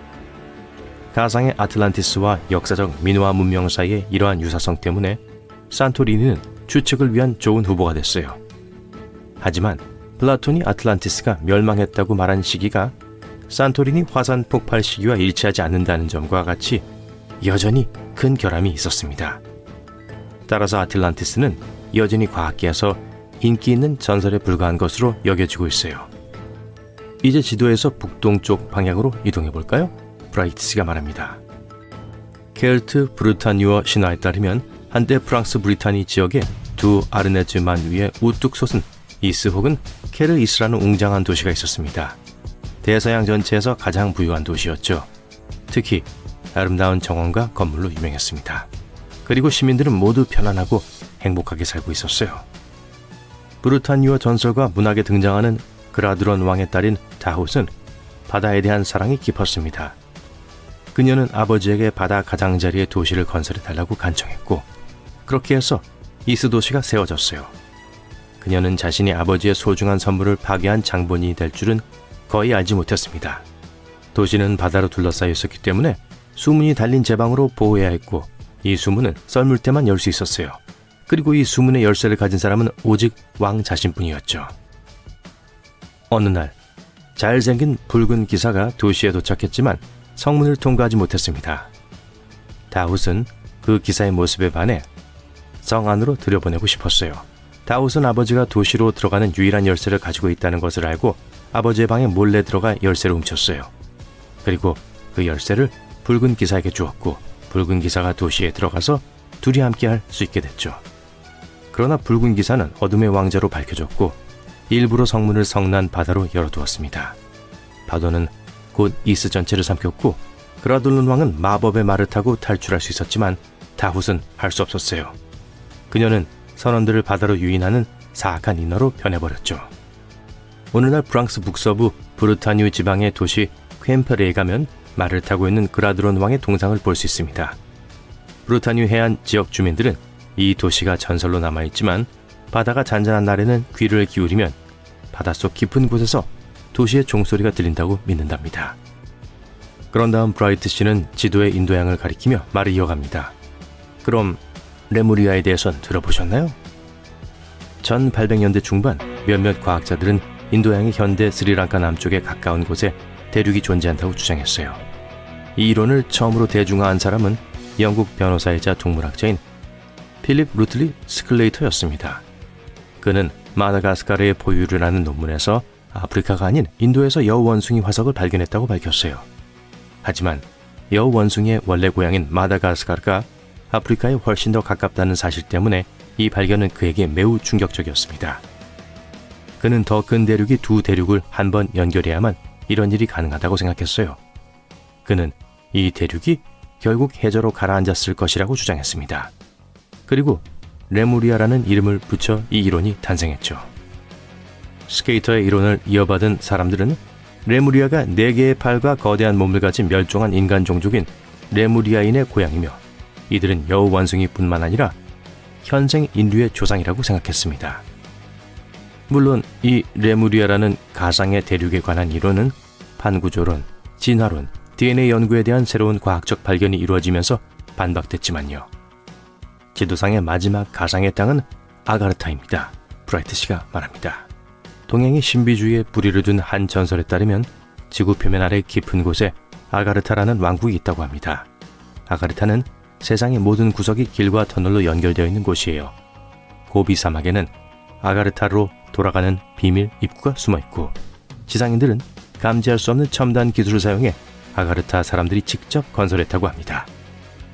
일부 신념에 따르면 아가르타는 수면 위에 사는 사람들의 에너지와 균형을 맞추기 위해 존재한다고 해요. 우리는 서두르고 감정이 고조된 상태로 살아가지만 그 아래 세계는 정반대입니다. 어떤 사람들은 아틀란티스를 탈출한 사람들이 지구의 핵 안에서 계속 살기 위해 이곳으로 도망쳤다고 말하기도 해요. 반면 또 어떤 사람들은 지구로 온갖 종류의 괴물이 득실거리는 땅이라고 생각하기도 합니다. 하지만 지구의 핵이 실제로 속이 비어있지 않고 단단하고 뜨거운 쇳덩어리라는 걸 현대과학이 증명했으니까 겁먹을 필요는 없어요. 자, 지구 중심부의 여행 계획을 세웠다면 취소해도 됩니다. 브라이트 씨, 감사합니다. 일주일 내내 고대 유적을 둘러보고 세계에서 가장 초현실적인 고고학 유적지의 사진을 찍을 수 있다고 상상해보세요. 도전해보시겠어요? 그럼 이제 발굴을 시작해보죠. 바쁜 여정의 첫 번째 목적지는 동남아시아입니다. 이곳에는 꽤 멋진 유적지가 있어요. 미얀마 내륙에 위치한 바간에서 시작하세요. 이곳을 방문하는 방법은 여러 가지가 있으며 2가지 다른 체험을 예약하길 잘했어요. 첫 번째는 열기구로 일출을 즐기는 거예요. 동트기 직전에 열기구에 탑승하여 수평선에 태양이 나타나기 시작하자마자 경이로운 지역 상공으로 비행을 시작합니다. 태양이 떠오르면 2,000개가 넘는 원뿔 모양의 황금빛 구조물에서 반짝입니다. 열기구를 타는 시간은 짧지만 65km 상공에 펼쳐진 모든 경관을 비교할 수 없을 만큼 아름답게 감상할 수 있어요. 육지로 돌아와 자전거를 빌려 페어의 마을을 돌아다녀 보세요. 일부는 개방되어 있어 내부를 들여다볼 수 있습니다. 이 웅장한 유적은 기원전 11세기에서 13세기 사이에 지어졌으며 주로 숭배 장소였어요. 원래는 10,000개 이상의 건물이 있었지만 시간이 지남에 따라 지진으로 인해 점차 노후화되고 있었어요. 다행히도 2015년 유네스코 세계문화유산으로 지정되어 지금까지 보존되고 있습니다. 다음, 캄보디아로 향하는 비행기를 타세요. 정글 깊숙이 자리 잡은 세계적으로 유명한 고고학 유적지 앙코르를 방문할 시간을 가지세요. 벌레 스프레이를 가져가길 잘했네요. 앙코르시는 한때 9세기부터 15세기까지 크메르 제국의 수도였습니다. 참고로 앙코르라는 단어는 크메르어로 수도라는 뜻입니다. 야소바르만 1세 왕이 세운 이 도시는 산업화 이전 세계에서 가장 큰 도시 중 하나가 되었습니다. 연구원들에 따르면 거의 100만 명이 이곳에 살았다고 해요. 오늘날까지 앙코르는 놀라운 건축물로 찬사를 받고 있습니다. 크메르 양식은 거대한 사암블록을 사용하는 것으로 유명해요. 탑은 한때 금으로 장식된 것으로 추정돼요. 하지만 오늘날 이곳은 덩굴로 뒤덮인 사원의 미로와도 같은 곳이에요. 이 도시는 1431년에 버려진 후 1840년대에야 재발견되었습니다. 참고로 이곳은 1992년에 유네스코 문화유산이 되었습니다. 앞으로 친구들에게 문화적으로 풍부한 모험에 대해 자랑하고 싶을 때를 대비해서요. 이제 이집트에서 여행이 계속됩니다. 룩소르의 카르나크 신전을 방문하기 위해 왔습니다. 룩소르에 도착하는 가장 특이한 방법, 즉 나일강을 따라 배를 타는 방법을 선택했어요. 카이로를 떠나 유명한 고대 도시에 도착할 때까지 남쪽으로 향합니다. 룩소르는 한때 이집트의 수도이자 권력과 부의 진정한 허브였습니다. 그렇기 때문에 카르낙 단지는 훌륭한 고고학 유적지예요. 밤에 방문하기로 선택했지만 여전히 입구에서 사이트의 아름다움에 놀랐습니다.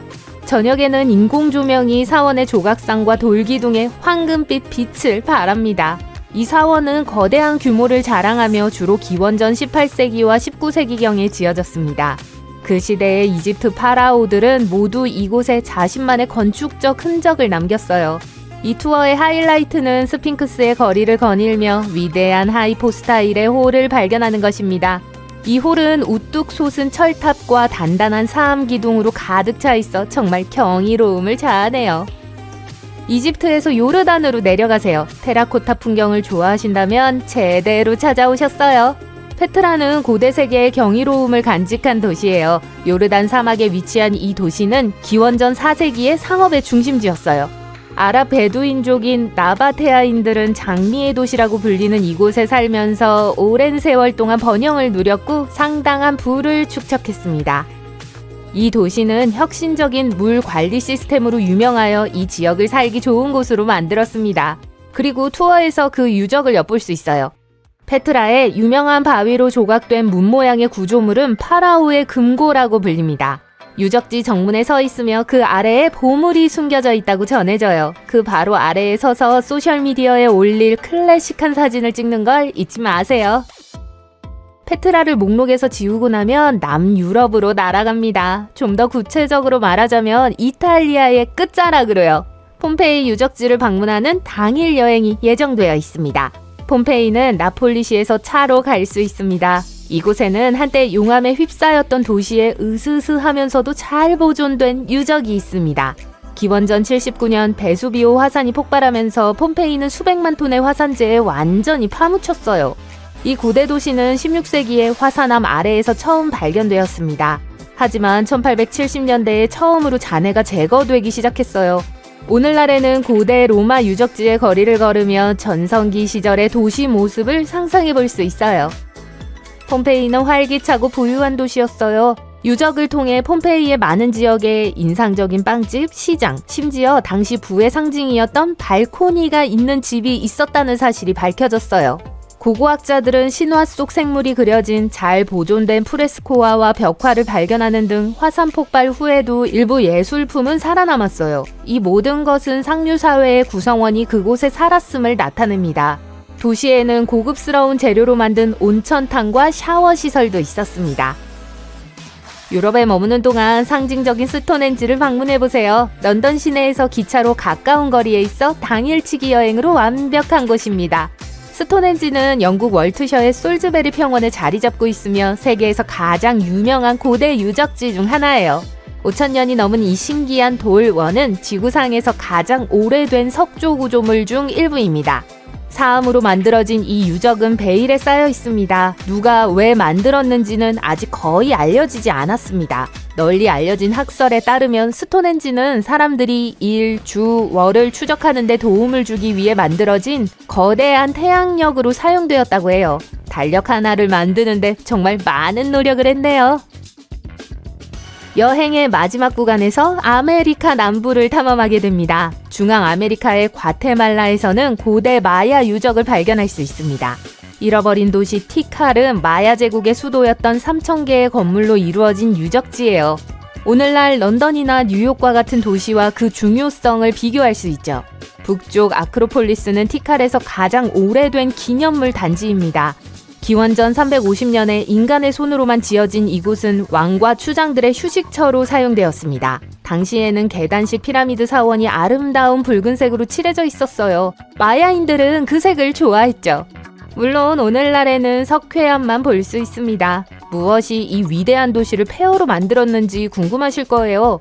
고고학자들은 티칼의 쇠퇴 원인에 대해 전혀 알지 못해요.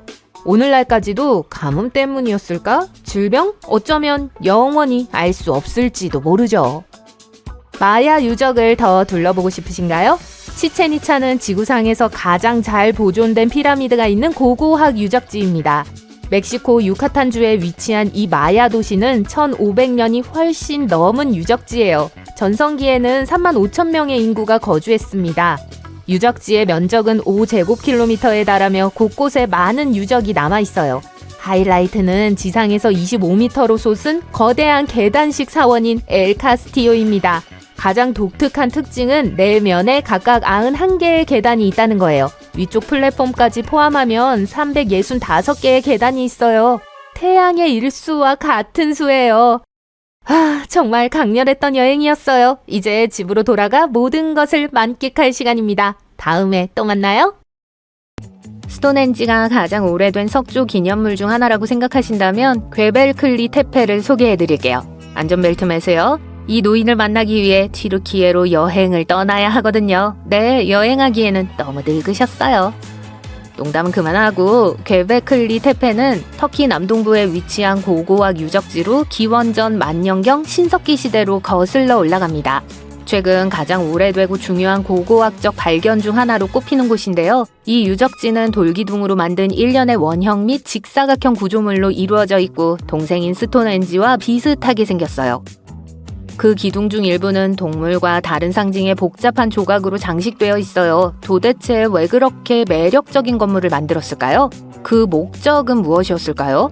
이 유적지의 목적은 아직 밝혀지지 않았지만 이 지역에 살았던 고대인들의 의식 중심지였던 것으로 추정됩니다. 괭벨클리 테페의 발견은 인류 문명의 발달에 대한 오랜 믿음의 도전장을 던졌는데 이는 복잡했던 사회가 이전에 생각했던 것보다 훨씬 일찍 출현했을 수 있음을 시사하는 것이기 때문이에요. 짐을 챙기세요. 여행은 이제 막 시작되었습니다. 다음 목적지는 마사다예요. 이스라엘의 사해가 내려다 보이는 고원에 위치한 고대 요새입니다. 저기 저 경치 좀 보세요. 멋지지 않나요? 기원전 1세기에 헤롯 대왕에 의해 지어졌습니다. 그리고 매우 똑똑하게 지어졌어요. 요새 안에는 창고, 막사, 궁전, 약 4만 세제곱미터의 빗물을 저장할 수 있는 저수조 등 다양한 시설이 있었어요. 이곳에 사는 사람들은 하루 동안 내린 강우량으로 1000명이 넘는 사람들이 2-3년 동안 생계를 유지할 수 있다고 믿었습니다. 요새에 접근하는 길은 가파르고 구불구불한 세 개의 길로만 제한되어 있었어요. 그럼에도 불구하고 한때 이 요새는 로마에 의해 예루살렘이 점령된 후 예루살렘을 탈출한 사람들이 점령했습니다. 그들은 몇 달 동안 침략자들과 맞서 싸웠지만 결국 패배하고 말았죠. 하지만 이 사람들은 항복하지 않았습니다. 해피엔딩이라고 말할 수는 없지만 마사다의 이야기는 저항과 용기의 상징이 됐어요. 오늘날 마사다는 인기 관광 명소이자 유네스코 세계 문화유산으로 지정되어 있습니다. 다음 비행은 카르낙 신전단지를 보기 위해 이집트로 향하는 짧은 비행입니다. 카르낙은 이집트 룩소시에 위치한 거대한 고대 이집트 신전단지예요. 2000년에 걸쳐 지어졌으며 0.8제곱킬로미터가 넘는 면적을 차지하고 있습니다. 이 단지는 아몬드 로차, 즉 아문나 신을 숭배하기 위한 것으로 고대 이집트에서 가장 중요한 종교 중심지 중 하나였어요. 카르낙 사원단지는 아문 신전, 콘수 신전, 푸타 신전 등 여러 신전과 예배당, 기타 건물로 구성되어 있어요. 아문 신전은 단지에서 가장 크고 인상적인 신전으로 거대한 기둥과 동상, 기타 장식으로 꾸며져 있습니다. 카르낙 신전 단지의 가장 유명한 특징 중 하나는 스핑크스 거리로 단지 입구에서 아문 신전까지 이어지는 스핑크스 조각상이 늘어선 긴 길입니다. 또 다른 주목할 만한 특징은 21m가 넘는 134개의 기둥으로 이루어진 거대한 홀인 하이포스타일 홀이에요. 카르낙 사원단지는 인기 있는 관광 명소이자 유네스코 세계문화유산으로 지정되어 있어요. 이집트에서 가장 중요한 고고학 유적지 중 하나로 꼽히며 고대 이집트의 종교와 문화를 엿볼 수 있는 매력적인 곳입니다. 자, 이대로 다음 비행기로 이집트를 떠날 순 없어요. 조저 피라미드를 보기 전까지는요. 이 피라미드는 계단 피라미드라는 다른 이름으로도 알려져 있습니다. 이 고대 이집트 유적지는 사카라에 위치해 있어요. 이집트 역사상 가장 중요한 인물 중 한 명으로 꼽히는 건축가 이모텝이 기원전 27세기에 파라오 조세제를 위해 지었어요. 과학자들은 이 피라미드가 돌로만 지어진 최초의 기념비적인 건축물이며 초기 이집트 건축의 중요한 예라고 믿어요. 피라미드는 원래 높이가 61m에 달했으며 복잡한 건물과 안뜰로 둘러싸여 있었어요. 피라미드는 6층으로 지어졌고 각 층은 그 아래층보다 작아서 계단처럼 보이는 독특한 모양을 하고 있습니다.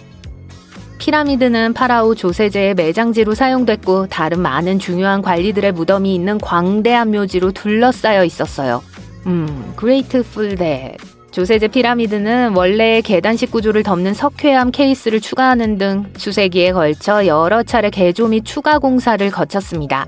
하지만 피라미드의 대부분은 시간이 지남에 따라 파괴됐고 오늘날에는 중앙 코어만 남아 있습니다. 그럼에도 불구하고 피라미드는 중요한 고고학적 유적지이자 이집트의 인기 관광 명소로 남아 있습니다. 자, 이제 다음으로 넘어갈 준비가 됐어요. 오늘은 최근에 발견된 유물이 하나 더 있습니다. 여리고탑은 1950년대와 1960년대 발굴을 통해 발견됐습니다.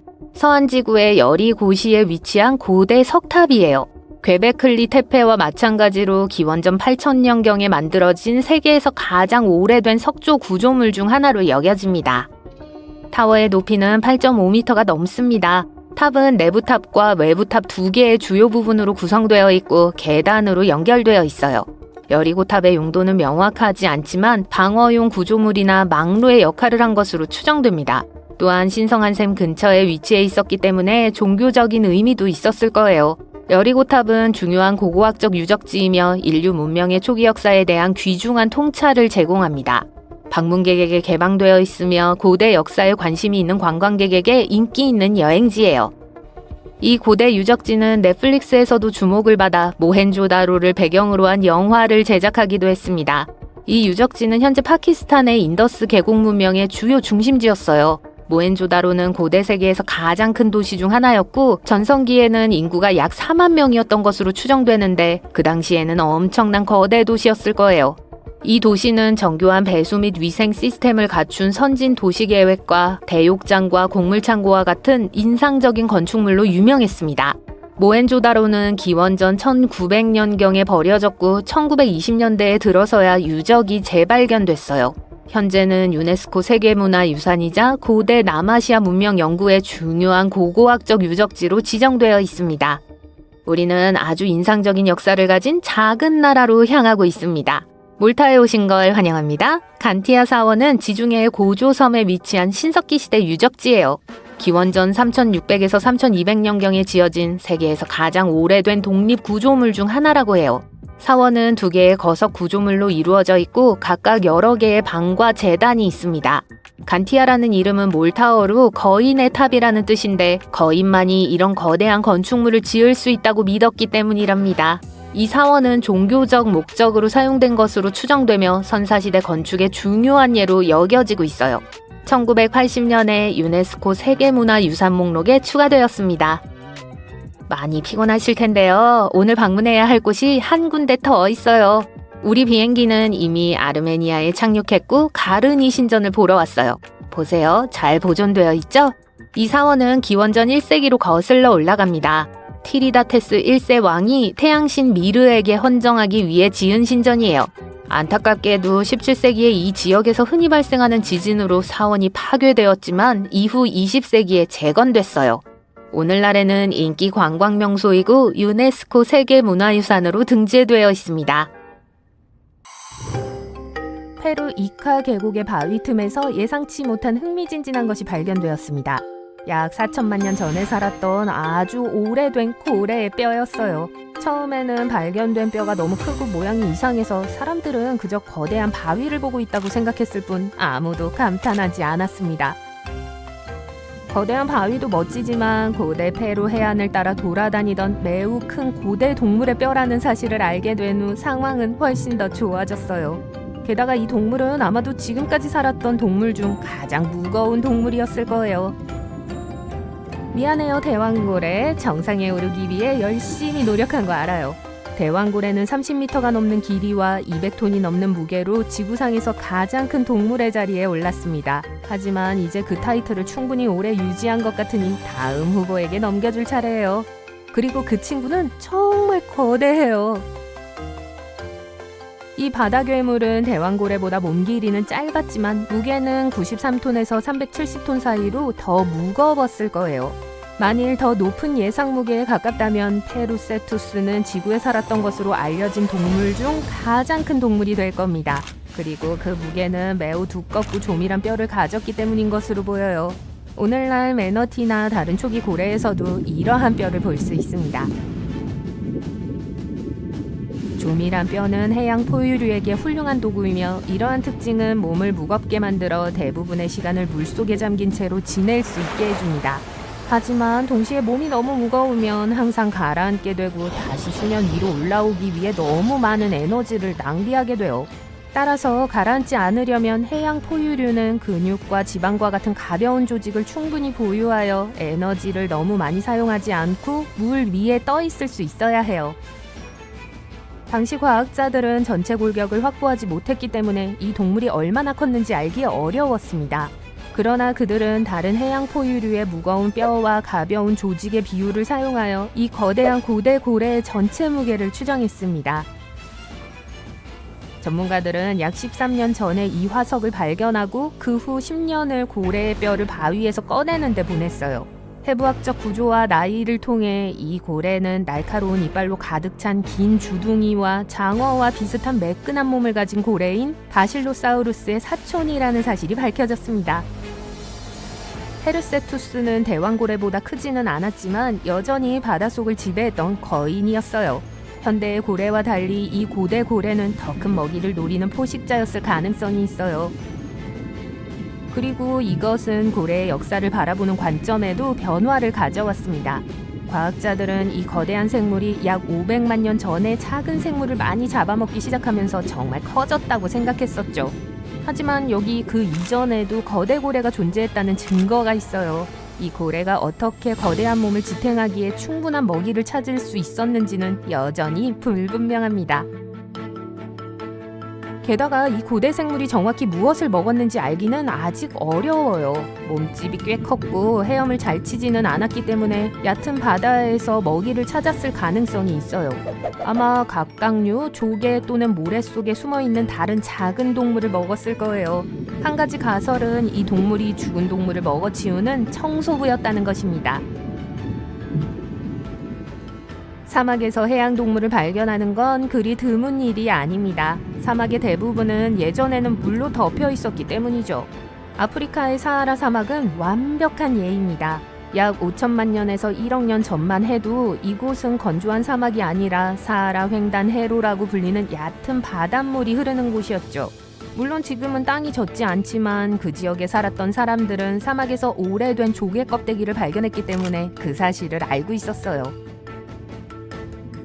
바다는 수심이 약 50m로 수영하기에 적당한 수준이었어요. 어떤 사람들은 이 지역이 햇빛이 많고 수심이 얕은 현대의 푸에르토리코와 같은 모습이었다고 말하기도 해요.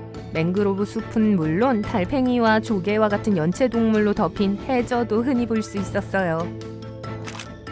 바다가 마르고 남은 해양 퇴적물에는 다양한 화석들이 가득합니다. 그리고 고대 수중세계에 살았던 동물들은 그리 친근해 보이지 않았어요. 게다가 그들은 현대의 친척들보다 훨씬 컸기 때문에 보통 크기의 인간은 한 끼 식사는커녕 간식거리밖에 되지 않았을 거예요. 일반적으로 작은 섬에 사는 동물은 본토의 친척보다 훨씬 더 커질 수 있습니다. 이를 섬 거대화라고 부르는데 섬에는 자원이 더 많거나 포식자가 적기 때문에 이런 현상이 발생해요. 사하라 횡단 해협에도 같은 일이 일어났을까요? 실제 섬은 아니었지만 물이 드나들면서 작은 물주머니가 생겼을 거예요. 그리고 이 물주머니의 특정 조건이 동물이 더 크게 성장하는 데 도움이 되었을 수 있어요. 지금은 더 이상 존재하지 않는 거대한 바다뱀, 메기, 물고기가 있었을 수 있어요. 그중 하나는 턱이 엄청나게 강해서 딱딱한 것을 먹거나 조개 껍질을 부수는 데도 사용했어요. 그 이빨을 보면 다른 동물들이 두려워할 만한 사나운 포식자였음을 알 수 있습니다. 그들은 일부 피라냐처럼 식습관에 있어서도 약간의 변화를 겪었습니다. 상어, 악어, 코끼리의 고대 친척과 같은 대형 포식자가 존재하던 시절에는 먹이 사슬의 최상위에 올라가기 위한 경쟁이 장난이 아니었어요.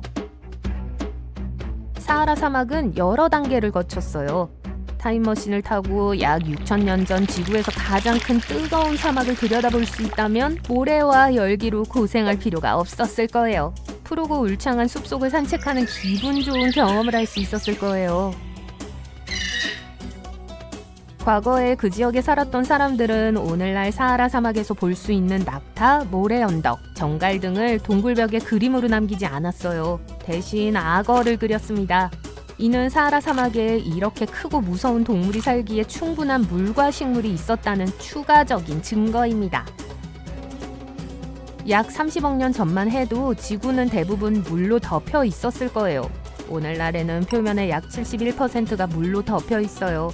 하지만 지구는 예전에는 대륙이 전혀 없고 섬만 흩어져 있는 거대한 바다 세계였던 것으로 보여요. 과학자들은 서우주에서 열수 통풍구라고 불리는 바다 밑 깊은 곳에서 형성된 특별한 암석을 연구했습니다. 이를 더 잘 설명하기 위해 두 가지 일반적인 산소 유형인 O16과 O18을 언급할 필요가 있어요.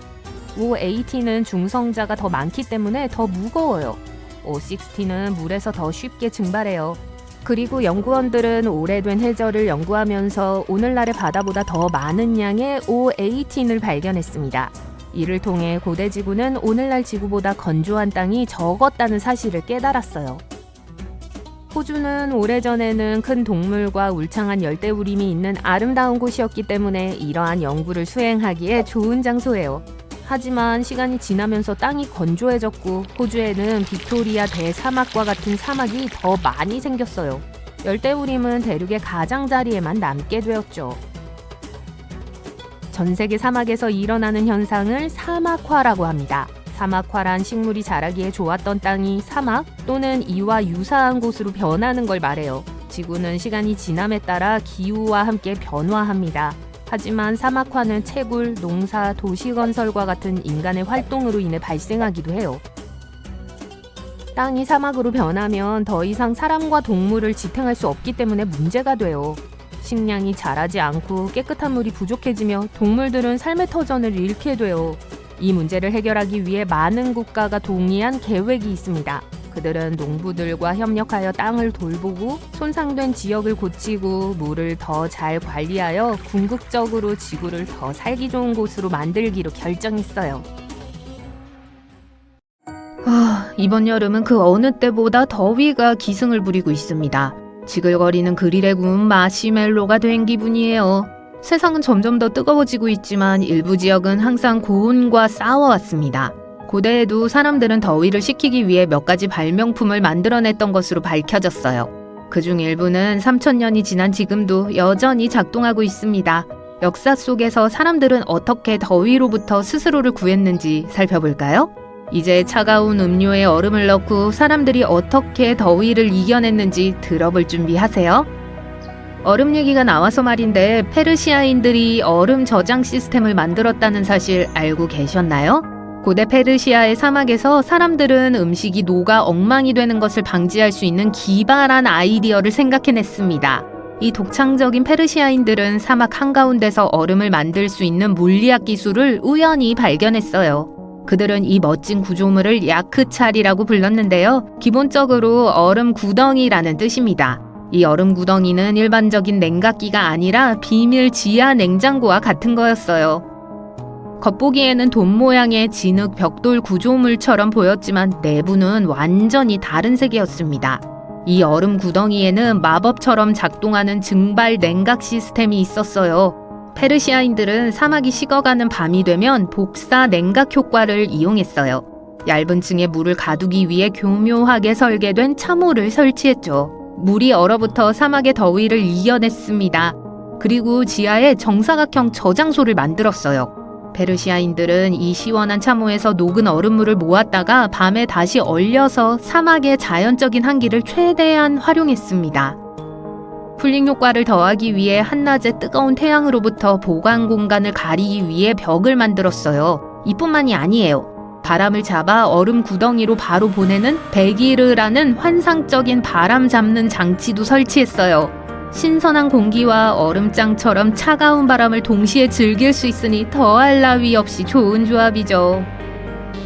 그들은 심지어 근처 산에서 얼음구덩이와 집으로 물을 가져오기 위해 콴츠라고 불리는 복잡한 수로를 가지고 있었습니다. 시간이 흐르면서 야크찰족은 역사 속으로 사라지고 현대기술이 그 자리를 대신하게 됐죠.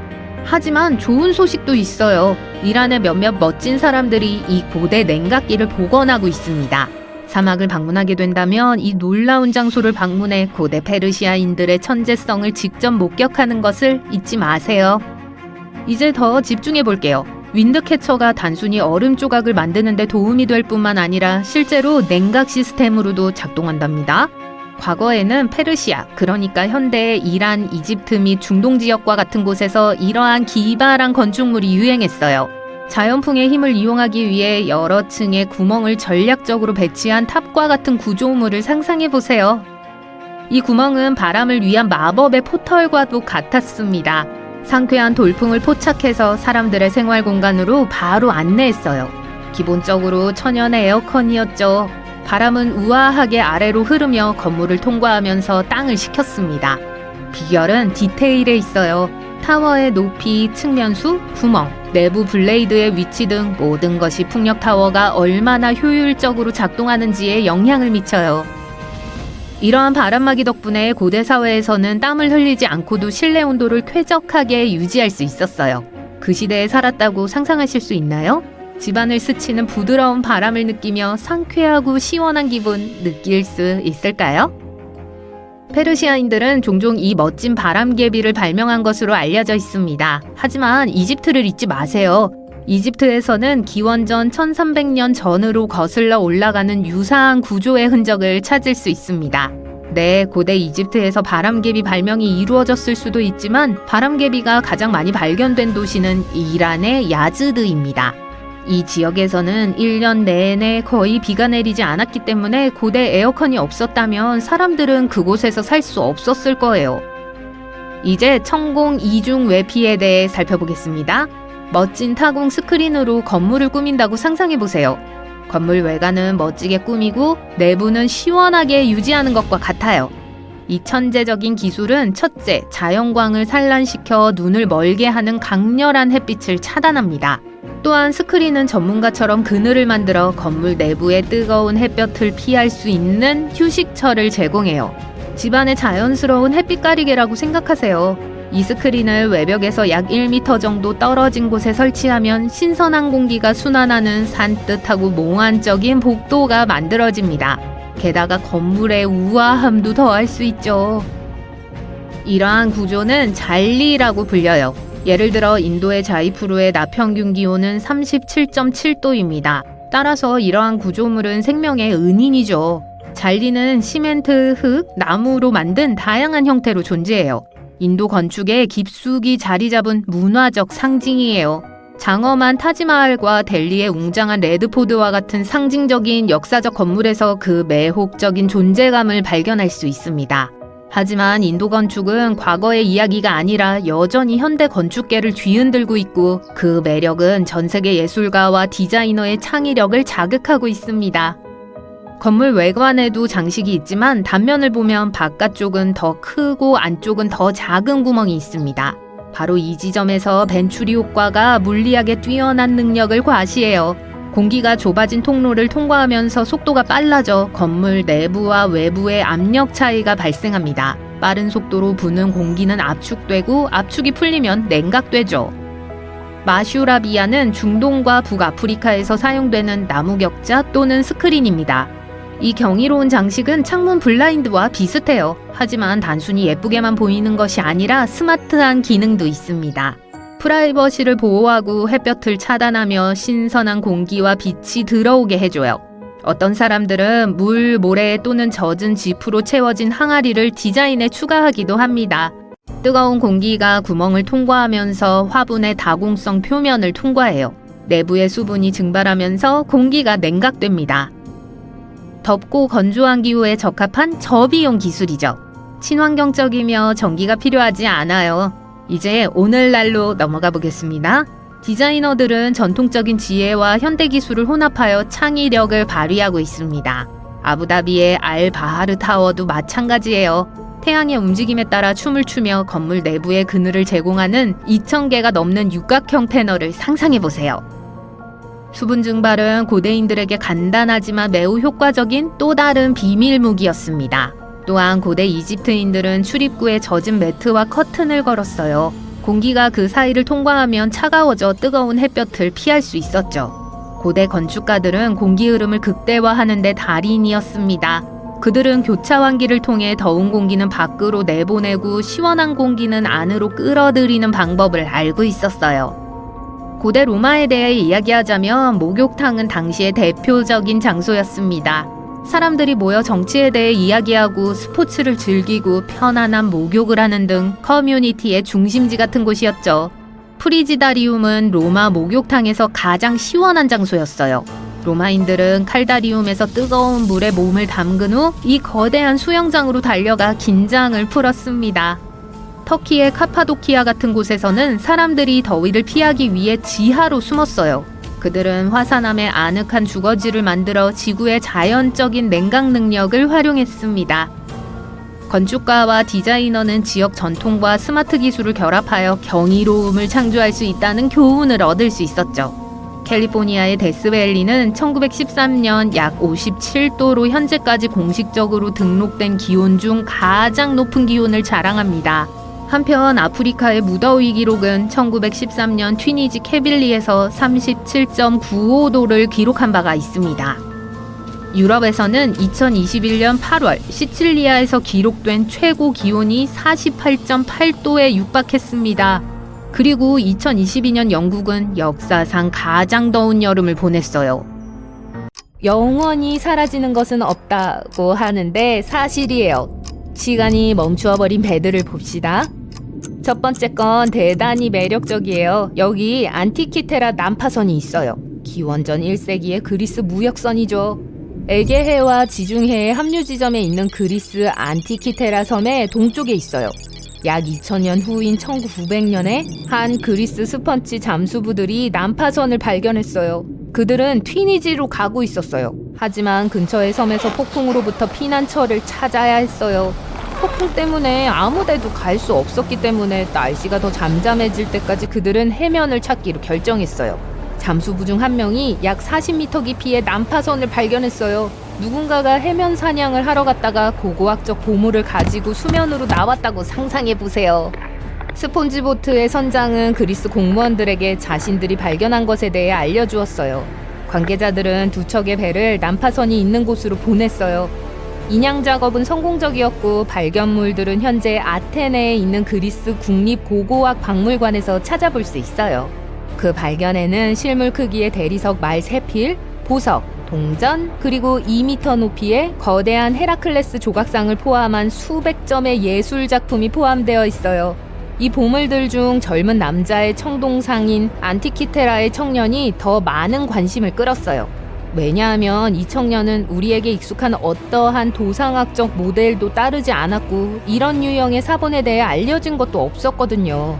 그는 손에 구 모양의 물체를 들고 있었어요. 학자들은 이 사람이 누구일지에 대해 서로 다른 이론을 가지고 있지만 아직까지 일치된 의견은 없어요. 70년도 더 후에 자크 이브 쿠스토와 그의 팀은 그 지역으로 가서 수백 개의 더 많은 유물과 4명의 유해를 수습했어요. 흥미롭게도 그들은 태양, 달, 그리고 여러 행성의 움직임을 예측할 수 있는 복잡하게 맞물려 있는 장치 세트를 발견했어요. 이 메커니즘은 또한 몇 년 후에 일식과 월식의 시간을 나타낼 수 있었어요. 이 안티키테라 메커니즘을 초기 컴퓨터 달력이라고 생각하면 될 거예요. 그러니까 농업활동, 종교의식, 올림픽 경기 같은 중요한 행사를 계획하기 위해서 말이에요. 안티키테라 잔해에서 발견된 이 아티팩트들은 현대 고고학에서 가장 중요한 발견물들 중 일부예요. 안티키테라 메커니즘 자체만으로도 고대 기술의 한계에 대한 우리의 인식을 바꿔놓았어요. 그 메커니즘은 정교한 디자인을 하고 있었고 1000년도 더 전에 만들어졌어요. 이 놀라운 모든 발견들 후에 전문가들은 그 잔해 현장이 대부분 미개척 상태로 남아있다고 믿고 있어요. 대부분 그 위치와 배가 있는 해저의 풍경 때문이죠. 난파선은 스쿠버 다이버들에게는 너무 깊지만 잠수정 같은 걸 사용하기에는 너무 얕아요. 2012년 해저에서 이루어진 조사에 따르면 남쪽으로 약 243m 떨어진 곳에 두 번째 난파선의 증거가 있다는 게 확인됐어요. 분명 이 지역이 인류에게 제공할 게 많네요. 만약 그 스폰지 사냥꾼들이 이 지역에 가지 않았다면 어떻게 되었을까요? 과학자들은 남극 대륙 웨델해 바닥에서 침몰한 지 107년이 지난 난파선을 발견했어요. 그 배의 이름은 인듀어런스호예요. 남극 탐험가 어니스트 쉐클턴 경에 실종된 배였죠. 수십 년 후에 그걸 처음 봤던 과학자들은 이것이 지금까지 발견되지 않은 난파선 중 가장 위대한 것이라고 했어요. 그래서 전체 발견 과정을 촬영했던 거예요.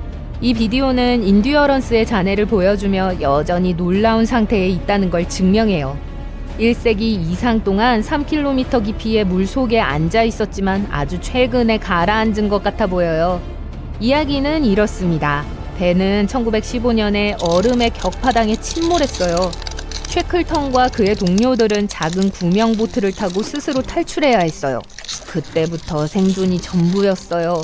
쉐클턴은 그의 선원들을 안전한 곳으로 데려올 수 있었어요. 그리고 배가 가라앉았어요. 네, 꽤 인상적인 이야기이긴 하지만 왜 과학자들은 이 배를 소중히 여기는 걸까요? 우선 쉐클턴의 제국 남극 횡단 탐험대는 최초의 남극 대륙 육지 횡단을 하기 위해 항해했어요. 네, 승무원들은 얼음에 갇혔지만 그 의도가 중요했죠. 두 번째로 난파선을 찾는 도전 그 자체에 관한 거예요. 웨델해는 거의 늘 두꺼운 해빙으로 덮여 있어요. 그 외에 인듀어런스 호를 가라앉힌 바로 그 해빙 말이에요. 침몰 추정 지점 근처에 도달하는 건 연구를 수행하는 건 말할 것도 없고 매우 어려워요. 현대 전시팀의 전문가들은 위성 사진을 이용해 남극 해빙의 가장 낮은 범위가 올 때를 예측했어요. 그들은 날씨가 탐험을 시작하기에 유리하다는 걸 알게 되었죠. 존 쉬어즈 박사는 말했어요. 끊임없이 변화하는 해빙, 눈보라, 그리고 영하 17도로 내려가는 온도와 싸우면서 세계에서 가장 어려운 난파선 탐색을 성공적으로 완료했습니다. 이 정도 조건들이 자신들에게 유리했던 거라면 남극의 최악의 상황은 어떤 걸지 상상도 안 가네요. 마지막으로 이것 좀 보세요. 목재예요. 아주 온전하네요. 게다가 배의 이름도 읽을 수 있어요. 아직도 뚜렷해요. 해양 고고학자 맨선 바운드는 이게 자신이 발견한 것 중 가장 훌륭한 목조 난파선이라고 해요. 50년 경력의 소유자니까 전 그 사람의 말을 믿어요. 그래서 나무는 어떻게 안 썩었을까요? 심해 극지 생물학자인 미셸 테일러 박사는 남극에 숲이 없는 이 지역에는 나무를 쪼아먹는 동물들이 없기 때문에 나무가 거의 썩지 않았던 거라고 설명해요. 동세르비아의 탄광 노동자들은 적어도 1300년 동안 그곳에 있었던 3개의 난파선을 발견했어요. 가장 큰 난파선은 고대 로마 함대예요. 길이가 약 15m고 바닥이 평평해요. 이 배는 30에서 35명의 승무원을 태울 수 있을 것으로 추정돼요. 선체를 보면 수리 흔적이 보여요. 와, 이건 경력이 기네요. 아시다시피 우리에게 1000년 이상 전이 어땠을지에 대한 통찰력을 주죠. 반면에 두 척의 작은 배는 로마 국경을 공격하기 위해 슬라브족들이 썼던 배의 묘사와 일치해요. 이 두 배는 고대 강바닥의 진흙과 점토 아래에서 발견되었어요. 분명 그 당시에는 비미나시움 시티라고 불리는 곳에 로마 기지가 있었어요. 흥미롭게도 비미나시움은 기원 후 4세기에 약 4만 명의 주민이 살고 있는 지방의 수도였어요. 비교하자면 폼페이보다 훨씬 더 컸어요. 코스토락 탄광은 숨은 보석의 중심지예요. 고고학자들은 전에 이곳에서 고대 인간과 동물의 활동 증거를 발견했어요. 예를 들어 2012년에 전문가들은 약 10,000년 전에 멸종된 적어도 5마리의 털복숭이 매머드의 뼈를 발견했어요. 캐나다 고고학자들은 캐나다 북극해에서 실종된 지 150년 된 배를 발견했어요. 이 상선의 이름은 HMS 인베스티게이터고요. 북서항로 탐험에서 실종된 탐험가 존 프랭클린 경의 배를 찾기 위해 1848년에 구입됐죠. 그래서 HMS 인베스티게이터는 1850년에 이 구조 작업을 위해 영국을 떠났어요. 로버트 맥클루어 대위가 이끄는 탐험대원들은 인베스티게이터를 물속으로 항해시켰어요. 그는 자신이 북아메리카를 가로지르는 백길인 북서항로의 마지막 최종 경로에 있다는 걸 깨달았어요. 하지만 보퍼트해로 항해하기 전에 이 122톤짜리 배는 두꺼운 얼음에 갇혔습니다. 승무원들은 프린스 오브 웨일스 해협에서 겨울을 보냈어요. 다음 여름 맥클루어는 다시 항로의 끝으로 항해하려고 했지만 얼음이 그의 길을 또 막았어요. 여기서도 선원들은 배를 떠날 수밖에 없었어요. 그는 선원들을 머시만으로 이끌었어요. 그곳에서 HMS 레졸루트의 승무원들이 구조했을 때인 1853년까지 남아 있어야 했죠. 60명의 승무원들이 살아남을 수 있을지도 모르는 채 북극에서 3번의 겨울을 보내야 했다고 상상해보세요. 나중에 배는 약 11m 물속에서 똑바로 앉아 있는 게 발견됐어요. 상태가 매우 좋았죠.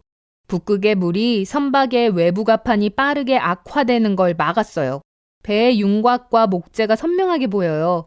게다가 고고학자들은 땅에서 선원들이 남긴 유물을 발견했어요. 그들은 인베스티게이터를 버리기 전에 모든 짐을 내렸어요. 세 개의 선원 무덤과 한 척의 영국 해군 난파선도 이 지역에서 발견되었어요. 여기서 또 무엇을 찾을 수 있을까요?